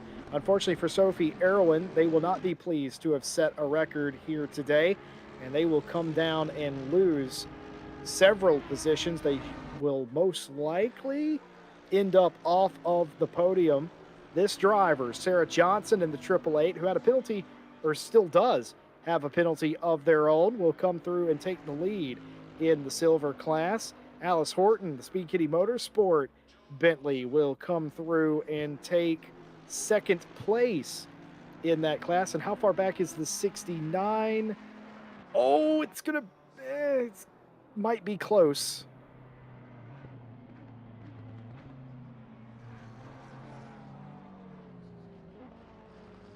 It's going to be agonizing waiting there for 30. I can't believe this is a stop go, not a drive through. Ah, that's so rubbish. So rubbish. But But it looks like a you can't 714 get a going drive through again. for speeding, but here it is. Sophie Erwin exiting the pit lane. The 69 coming across the line now. Well, Sophie Erwin is going to absolutely keep it moving here and just about hang on to third place. So your leader in silver down to third after speeding in pit lane. But now we pay attention to this driver, April Carlsvard, the Google Gum Racing Ferrari. What did they have for Sophie Erwin? Do they have the pace? They were a minute behind. So of course, it's a stop go 30 plus the time it takes you to get down pit lane. So what will the 69 have for third place? Could they potentially get back to a podium spot today? Potentially, but at the same time, obviously, due to Erwin's late stop, I've got to say advantage to the 714 being on fresher tyres. So we'll wait and see. Obviously, well, there's the gap there. Sorry, tripping over my words there. Colesvold can see Erwin at the end of the straight, but is that just one straight too far? We'll have to wait and see. We still have just a smidge under 22 minutes left, and anything can happen. Well, of course, there are other stories. We brought you the second place driver, Mia Rose. They came down pit lane and then disconnected. But actually, even before that, the 717, Fury April, who had several penalties today after being involved in accidents, they were parked in the pit lane for quite a long time and ultimately retired. Those are the two retirements of the day. I don't count Yvonne as a retirement because that was involuntary, but technically I guess that is, but that makes no difference. The other two cars are not here as we go through the field. Cosmo Marsh in the number 2 Cosmo Project V12, the good sounding Aston as I refer to it. I mean, yeah, for once I will agree with you on something there, Jesse, but let it be known I don't agree with you because that would mean the world would end. I just agree with what is being said, and there's a general consensus that V12 sounds good, so it's not your opinion.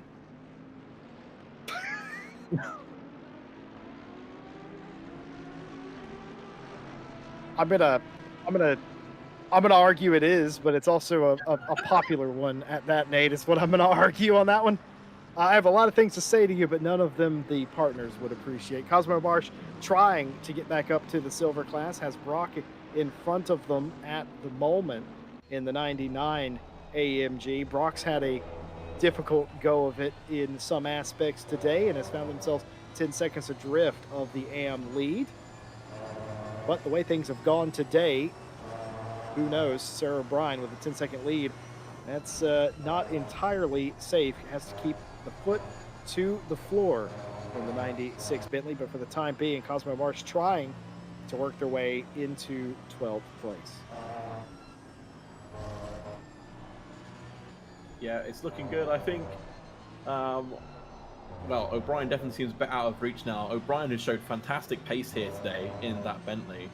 So obviously has dropped Brock just a little bit, and is now leaving Brock to defend against Marsh. And well, Jesse's not Jesse's opinion of the great sounding V12, but well, have to wait and see. I don't think there's really much between these two. I think they've had quite similar pace all race. Again, Cosmo just showing the nose there, trying to distract Brock into a mistake.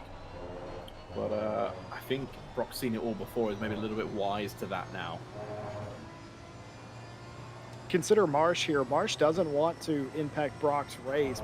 Marsh probably doesn't know that Brock was leading in class at one point, actually a couple times, if my memory serves. So Cosmo probably doesn't know that, but besides knows that they're in a different class. They're trying to get through, but they're trying to do it as respectfully as possible. Probably just looking for an opening right here. Certainly has seen Brock make a few mistakes on the exit of some of these corners. I don't think the 99's handling quite as well as it was early in the race. But look at this. That V12 just gets the big suck, goes down to the inside. But yeah, that's exactly what I'm talking about. Cosmo had the opportunity, could have stuffed it down the inside of Brock there, decided not to, didn't feel that there was a reason to do that, didn't have the overlap that they were comfortable with, and just backs out of it. But Brock there will appreciate that, the clean racing. Now look at this, running through the corner, just so much more grip in the number 2 as opposed to the 99. Yeah, I don't know who pitted first or earlier or what's going on, but I think the grunt of that V12 definitely helping down the straights, but I've got a feeling that Mercedes just has that little bit more aero balance on it to allow it to get through the corners. As we see Marsh allowing, was that the 25 through? So probably not the best place to do it. It was the 25. Not the best place to do it, and has definitely cost himself some time, but hopefully well, Brock may also cost himself some time so that Marsh can catch back up and it can be battle resumed. Speaking of Fury April, we mentioned the 717 retiring. They are unhappy with themselves after this race, apologizing to O'Brien for the earlier issues. At least I think it was O'Brien. And it's one of those, you know, we all have bad days, don't we, Nate, in racing, where we just seem to can't get it right and everything goes a bit wrong.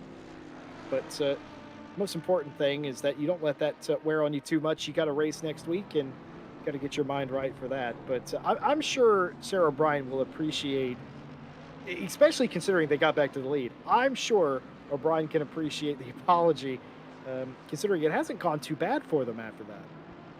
Oh yeah, absolutely. But you'll still be frustrated because you'll be wondering where you would have ended up had you not had the contact. Like, don't get me wrong, obviously it takes someone, again, very mature, very level-headed to apologize and say and hold their hands up and say, look, it was my fault, I'm really sorry for that. And like you said, Jesse, no doubt O'Brien will 100% appreciate the fact that Fury April has said sorry, but at the same time there'll probably still be a little sort of bit of resentment that says, oh well, where would I have been had we not had our unfortunate comings together. I'm trying to make amends, and you're trying to write a tabloid article, I think, Nate. But very well said. I'm just being real. Very well said either way. Nate, always keeping it real here on RCI TV. You saw Brock there slide sideways. That's the 3rd time that I recall seeing that happen today. And that 99, either the tire pressures or the setup or something isn't quite right on the 99, because that car is all over the shop. We'll have to wait and see if maybe it's a temporary issue. Maybe tires might just be a little bit overheated, or, well, yeah, we just don't know. We'll have to wait and see what happens. Here is Anna Rose again, in case you forgot what the Queen's Design 56 BMW looks like. Well, this is what it looks like, and it's led throughout the majority of the race. If I told you about about 20 minutes ago that Sophie Erwin was leading this race, would you have believed me?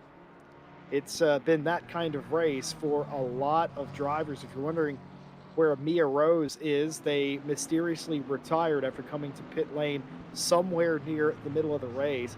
That's put Luna up to second place, who was a mystery in and of itself. We didn't expect to see the 66. We were told that the 66 was having electrical problems and would likely not be here today. They qualified up near the front of the grid, and they are running second now. But that only tells you half of it after a spirited battle with the likes of Sarah Dove and Fox. Luna has taken over that position, and Acosta in third place, looking to preserve the 1-2-3 sweep of the podium for Queen's Design in a brand new configuration of the podium as well. It was looking for a time that it could be a 1-2-3-4. It unfortunately will have to wait for a later date. I'm wondering if they're just doomed to not get their fabled 1, 2, 3, 4. We'll hope next week for their sake. But yeah, something has always sort of popped up, hasn't it? They've always looked in position to do it, and then something has gone wrong. So, and we can't be blamed for that, Jesse. We haven't commentators cursed them. No, we haven't. Strangely enough, we came close a few times today, but we didn't. And I'm gonna go ahead and absolve us of any wrongdoing, because not even we could have predicted how crazy this race was going to be. And trust me, as far as we have a lot of crazy races here at RCI TV because for whatever reason, the racing lends itself to that. A lot of unpredictable finishes and the like. But today, there is nothing that happened today that we could predict. We were in practice. We saw the rain was in 30 minutes. It it flashed forward 24 hours to qualifying where it had just rained and dried off. It was a very interesting quality session where every lap was a chance to go set a PB. And in the race, it's been completely dry, very cloudy indeed, but dry. 30 minutes from now, so about 20 minutes after this race is over, it is going to rain here on the racetrack, but the race will be done by then. So everyone on this account has lucked out and missed the showers. Yeah, well, who else but to blame but Mike Jones? Rain would have absolutely have made this very interesting, especially if it had come about now, maybe, or maybe even in sort of 3 to 4 minutes time, just to see which drivers were brave enough to stay out on the slicks and hope they can limp to the end, and which drivers stopped for wets, and to see if that would give them an advantage. But alas, Mike Jones has ruined it once again. 96 here in front of the 25. That's Alex Horton trying to lap the AM leader here. Blue flags displayed. Of course, they don't mean what they mean in the FIA. It's a courtesy flag, and it's up to the 25 to find their own way around, which they do. And O'Brien just obliging there, just completely letting off on the straightaway, letting the driver of the 25 go there. Erwin Brock finds themselves just a little bit behind Marsh, who got through earlier, but now letting some of the BMWs through as well. Lap traffic comes into play in an hour race, but I feel like a little bit more so in a 90-minute race, even at a big track like this. And here is McKenna Santos, who has been as high as second place today, down to third, but I think they'll be just satisfied with that for their debut for Race Ventura today, to get a top 3 finish for the organization that McKenna literally joined an hour and a half ago. How brilliant is that? Join a new team, get a podium. Was it really that recent? Yeah, I told you I was there. I was there right before the race. Yeah, but Jesse, you're everywhere. That doesn't mean you saying you were there. I'm not everywhere. I'm not. You were there when I'm not omnipotent. When the Red Sea was parted. Like, you're old. You could have been anywhere.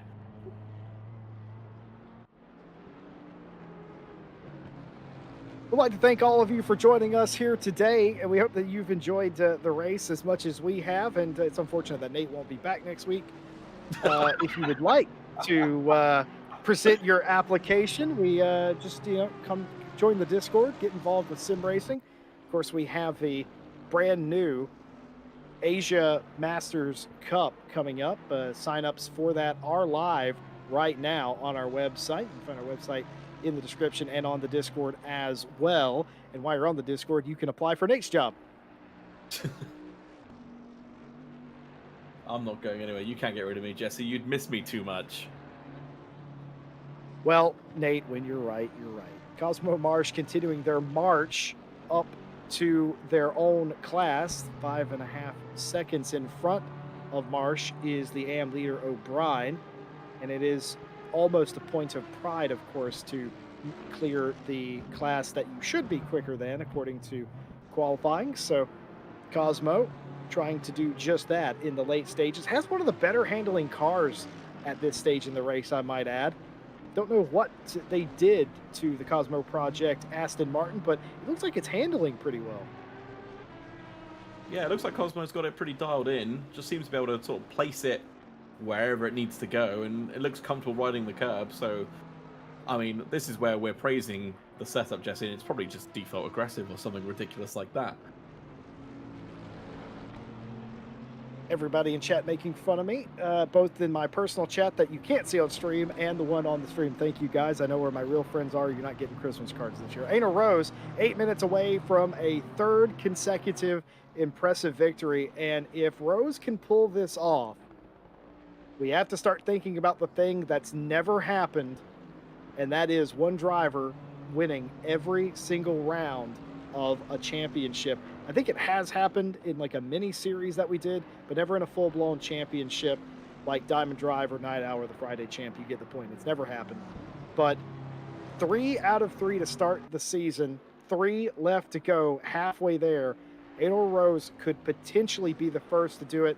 We talked about this in season 1 with the qualifying pace of Rose. It didn't quite work out. I think Rose won 1 or 2 in a row in season 2, and it didn't work out.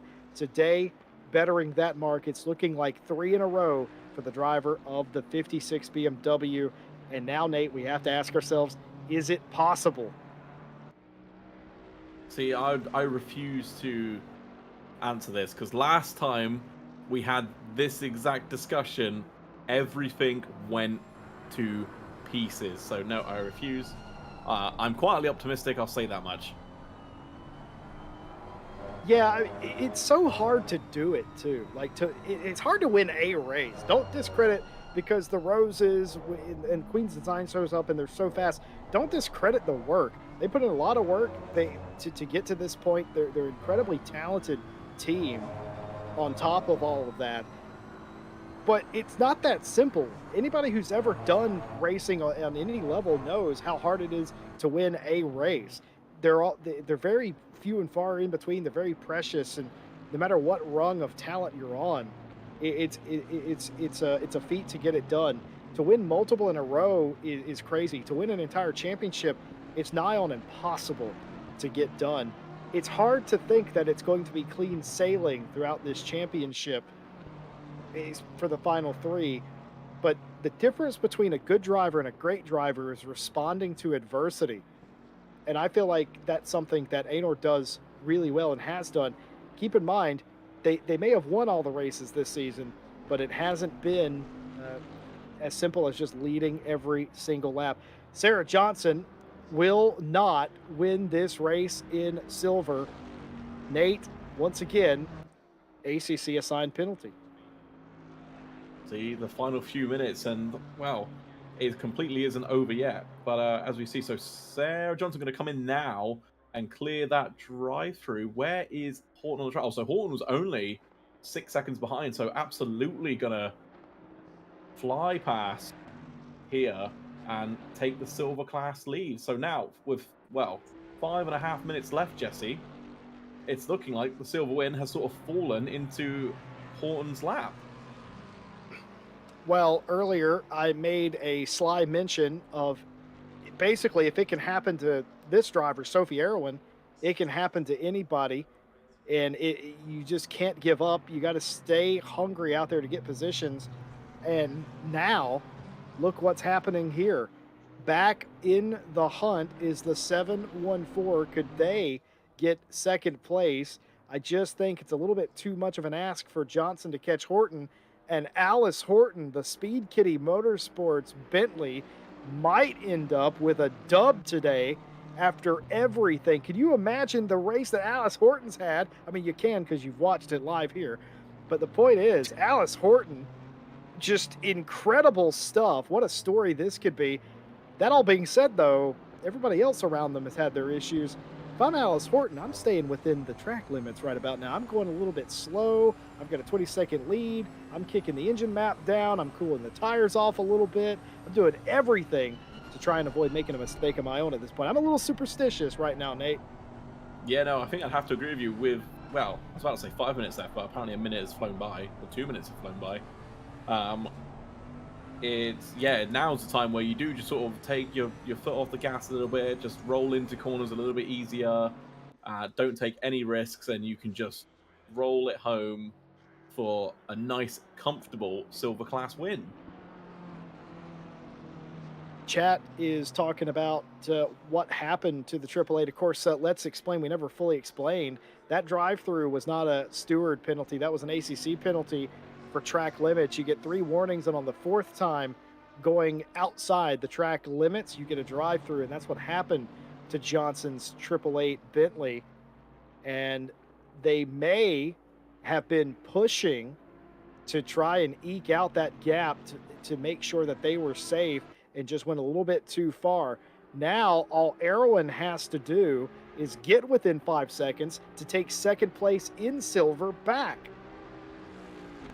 Yeah, so how far? So Erwin 12 seconds back. There's, what, 3 more laps of racing, maybe? Or no, probably just 2 more, and this one.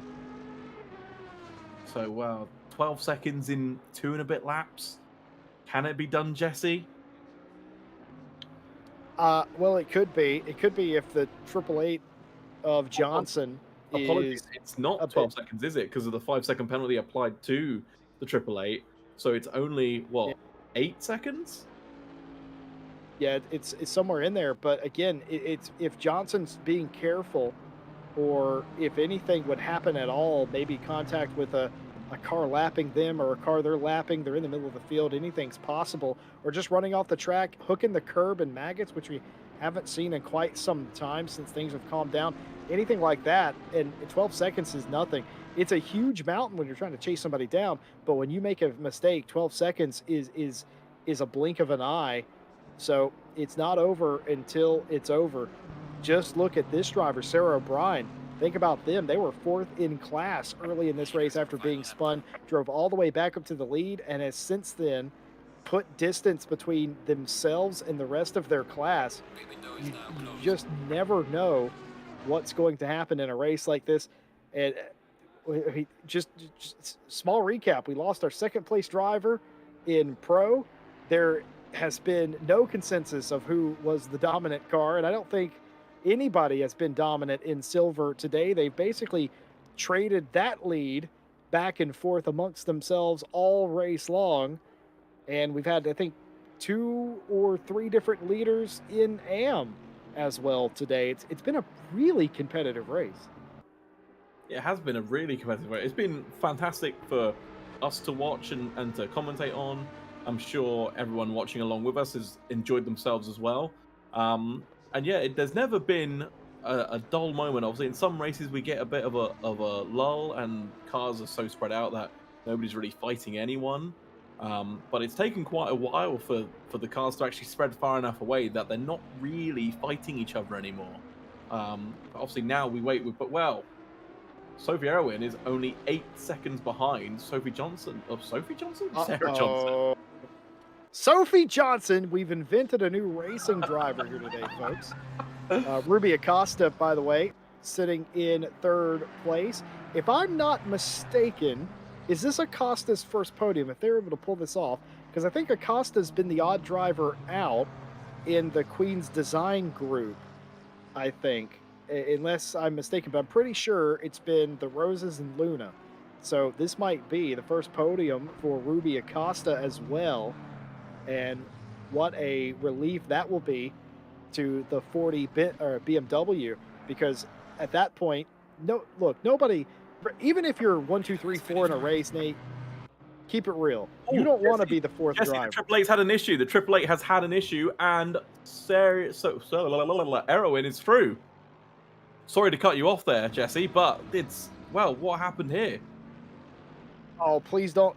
That fuel, that car's out of fuel. The It's full. triple A to Sarah Johnson does not have fuel in that Bentley. They stretched it a little bit too far. The race did not end when they thought it was going to end, I bet, and they short fueled it by a lap. And it's all come undone for Sarah Johnson, the one time leader in the silver class, who had a decent lead, no longer is going to finish this race. They're not only going to fall off the podium, they're going to fall to the back of the silver pack as Ador Rose has already come across the line. It's 3 in a row for Rose up front in the 56, leading the way in the pro class. Luna looks to come home second, and a welcome podium for Ruby Acosta as well. Alice Horton comes across the line in silver to win that class. Sophie Erwin, who was looking like they might fall off the podium at one point after a penalty of their own, finishes second, and April Carlsvard finishes third in that class as well. Way to keep digging.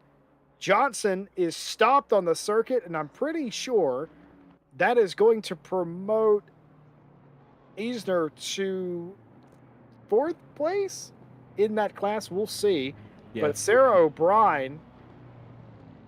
O'Brien has won in the AM after being as low as fourth after a spin early.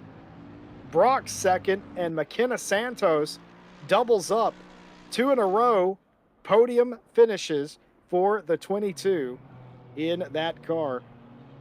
Rose, Horton, and O'Brien, your winners today.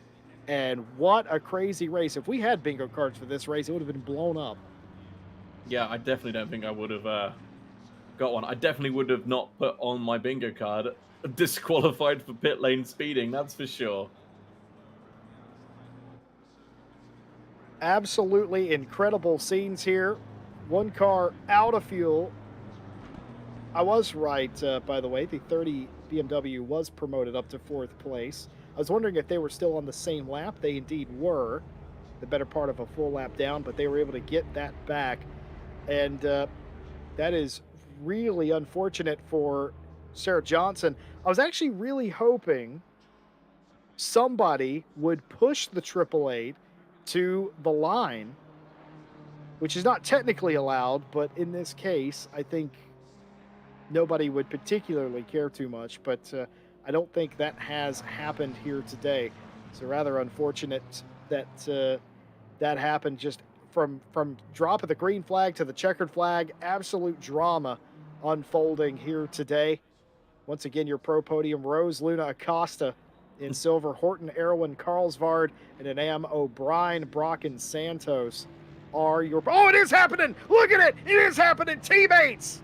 Look at this! GTWR with the push, and they've got backup, Nate. They've got backup helping them. This is that I've got flashback from the movie Cars. You know, at the end where he helps him across. That's this moment. You love to see it. The stewards might not love this, but I love this. This is a brilliant show of teamwork here, first and foremost, but also it's just heartwarming. Oh, and the spin! I don't know about all that. That looked a bit suspect, but getting to the line, Sarah Johnson does finish. And their teammate absolutely ruined their safety rating, by the way, by doing that, because each time you bump them, you lose safety rating. So actually sacrificing a tangible asset to get that done. Well, as always, time to check in with the winner of the race and get their thoughts on how the race went for them.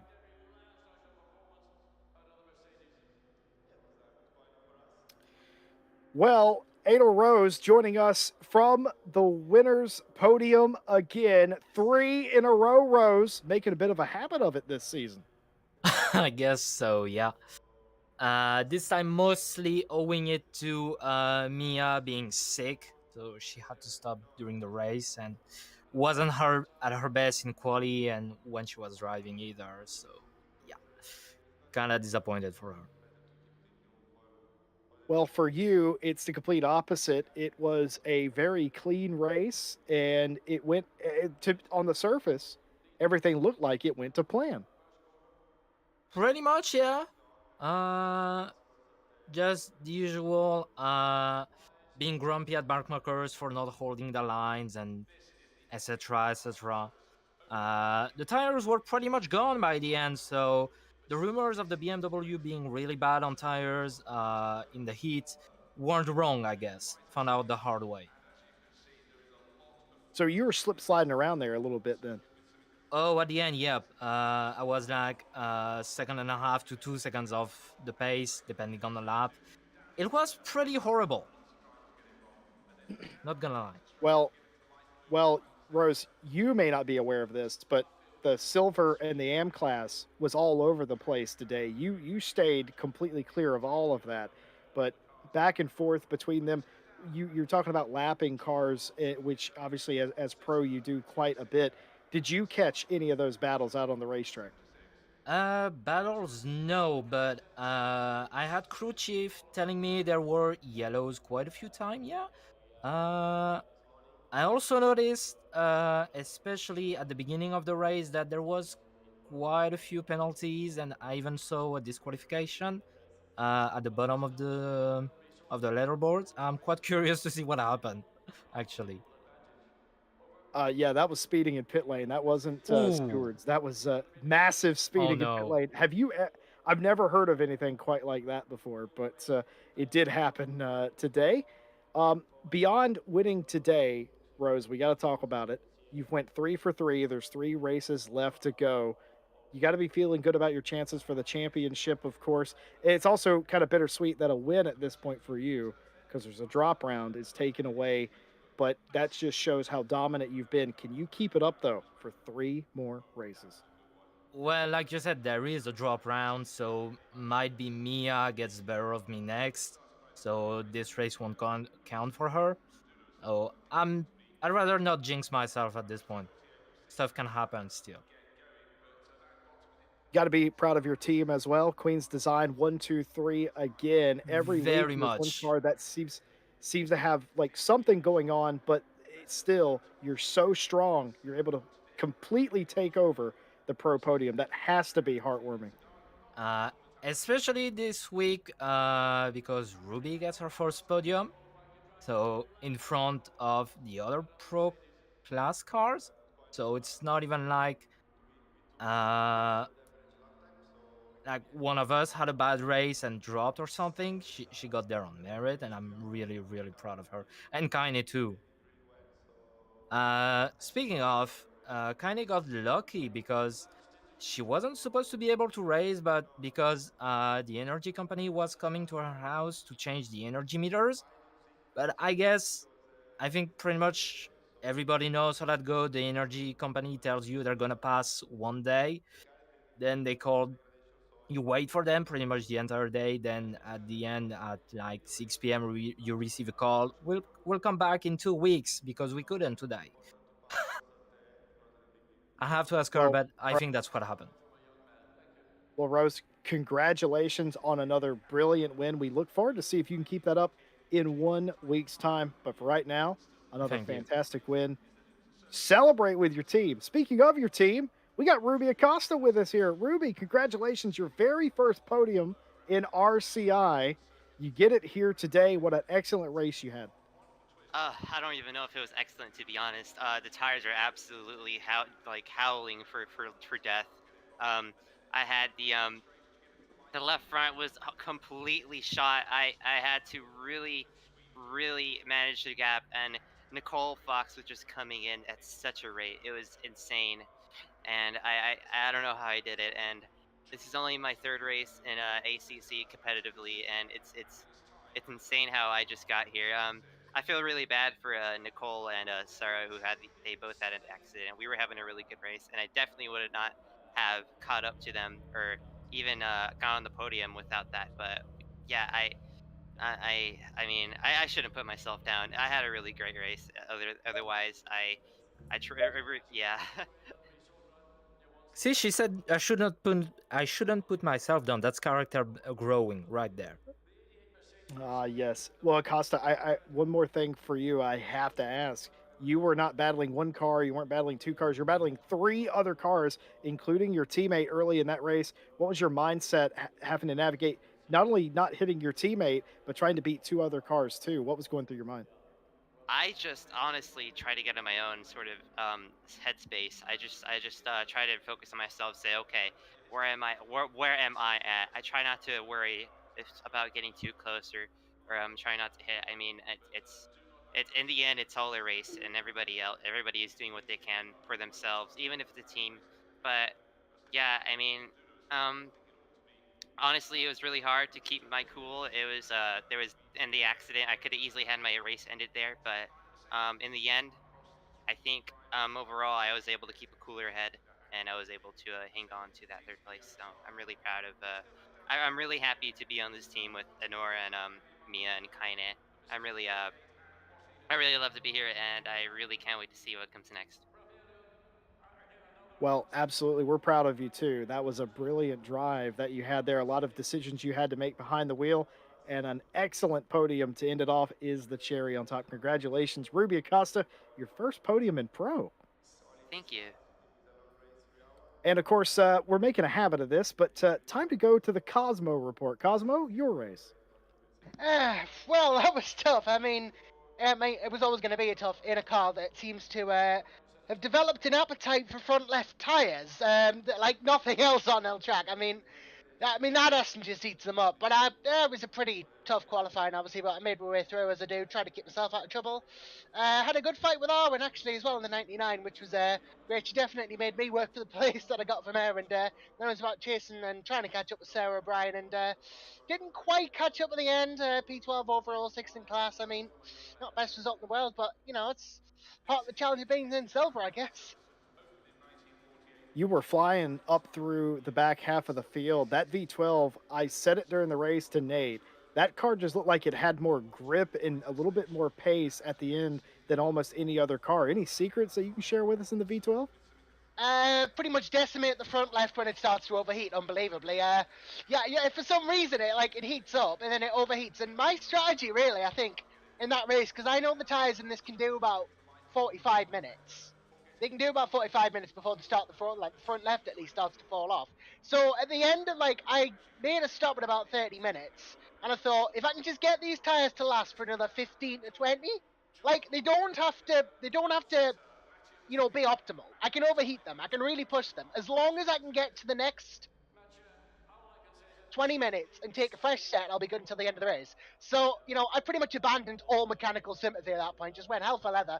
Absolutely minced the front left, but I got to the point where I needed to, and I must have saved about 15 or 20 seconds overall by doing that, which I think was a key part of me getting up to the position that I was. But I think in the end, I probably just had fresher tyres than anyone else at the end of the race, which is why I was moving up the order. Well, it was fun to watch you slice and dice through the field. You got several positions there at the end, and it just looked like you had just an excellent handling car. No doubt that was fun. I didn't have an excellent handling car. I had a terrible handling car, but I made the most of it, I think. So, Made it look easy. Cosmo, thanks for giving us the Cosmo report. I think that's what I'm going to call it from now on. hey, well, at least I get my own section of the show named after us.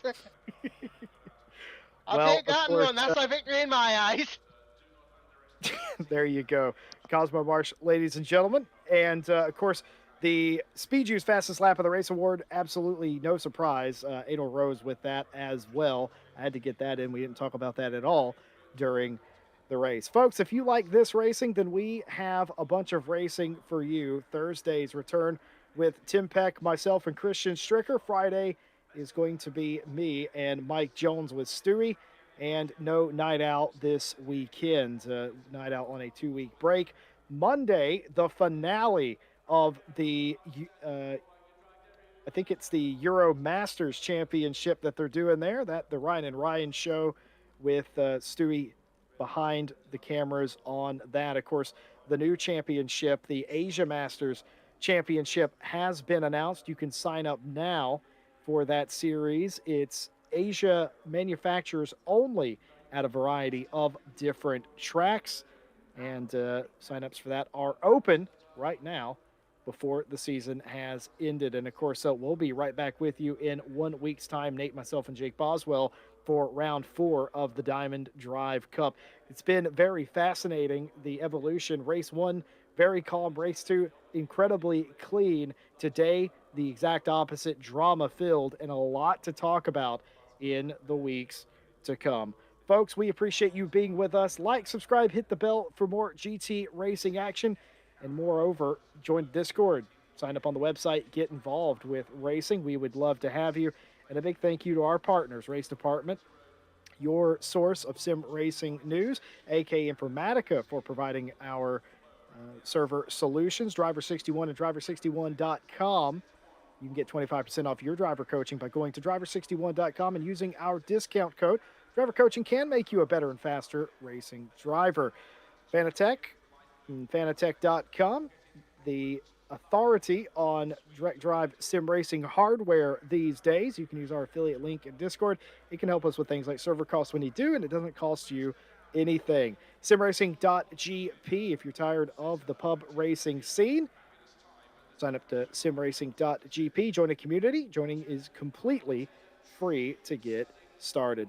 Well, it's been an absolute pleasure to bring this race to you, but now is the time to end. We hope that you've all enjoyed tonight's race. On behalf of the admins, the stewards, and the entire broadcast team here at RCI, we thank you for watching and have a good night.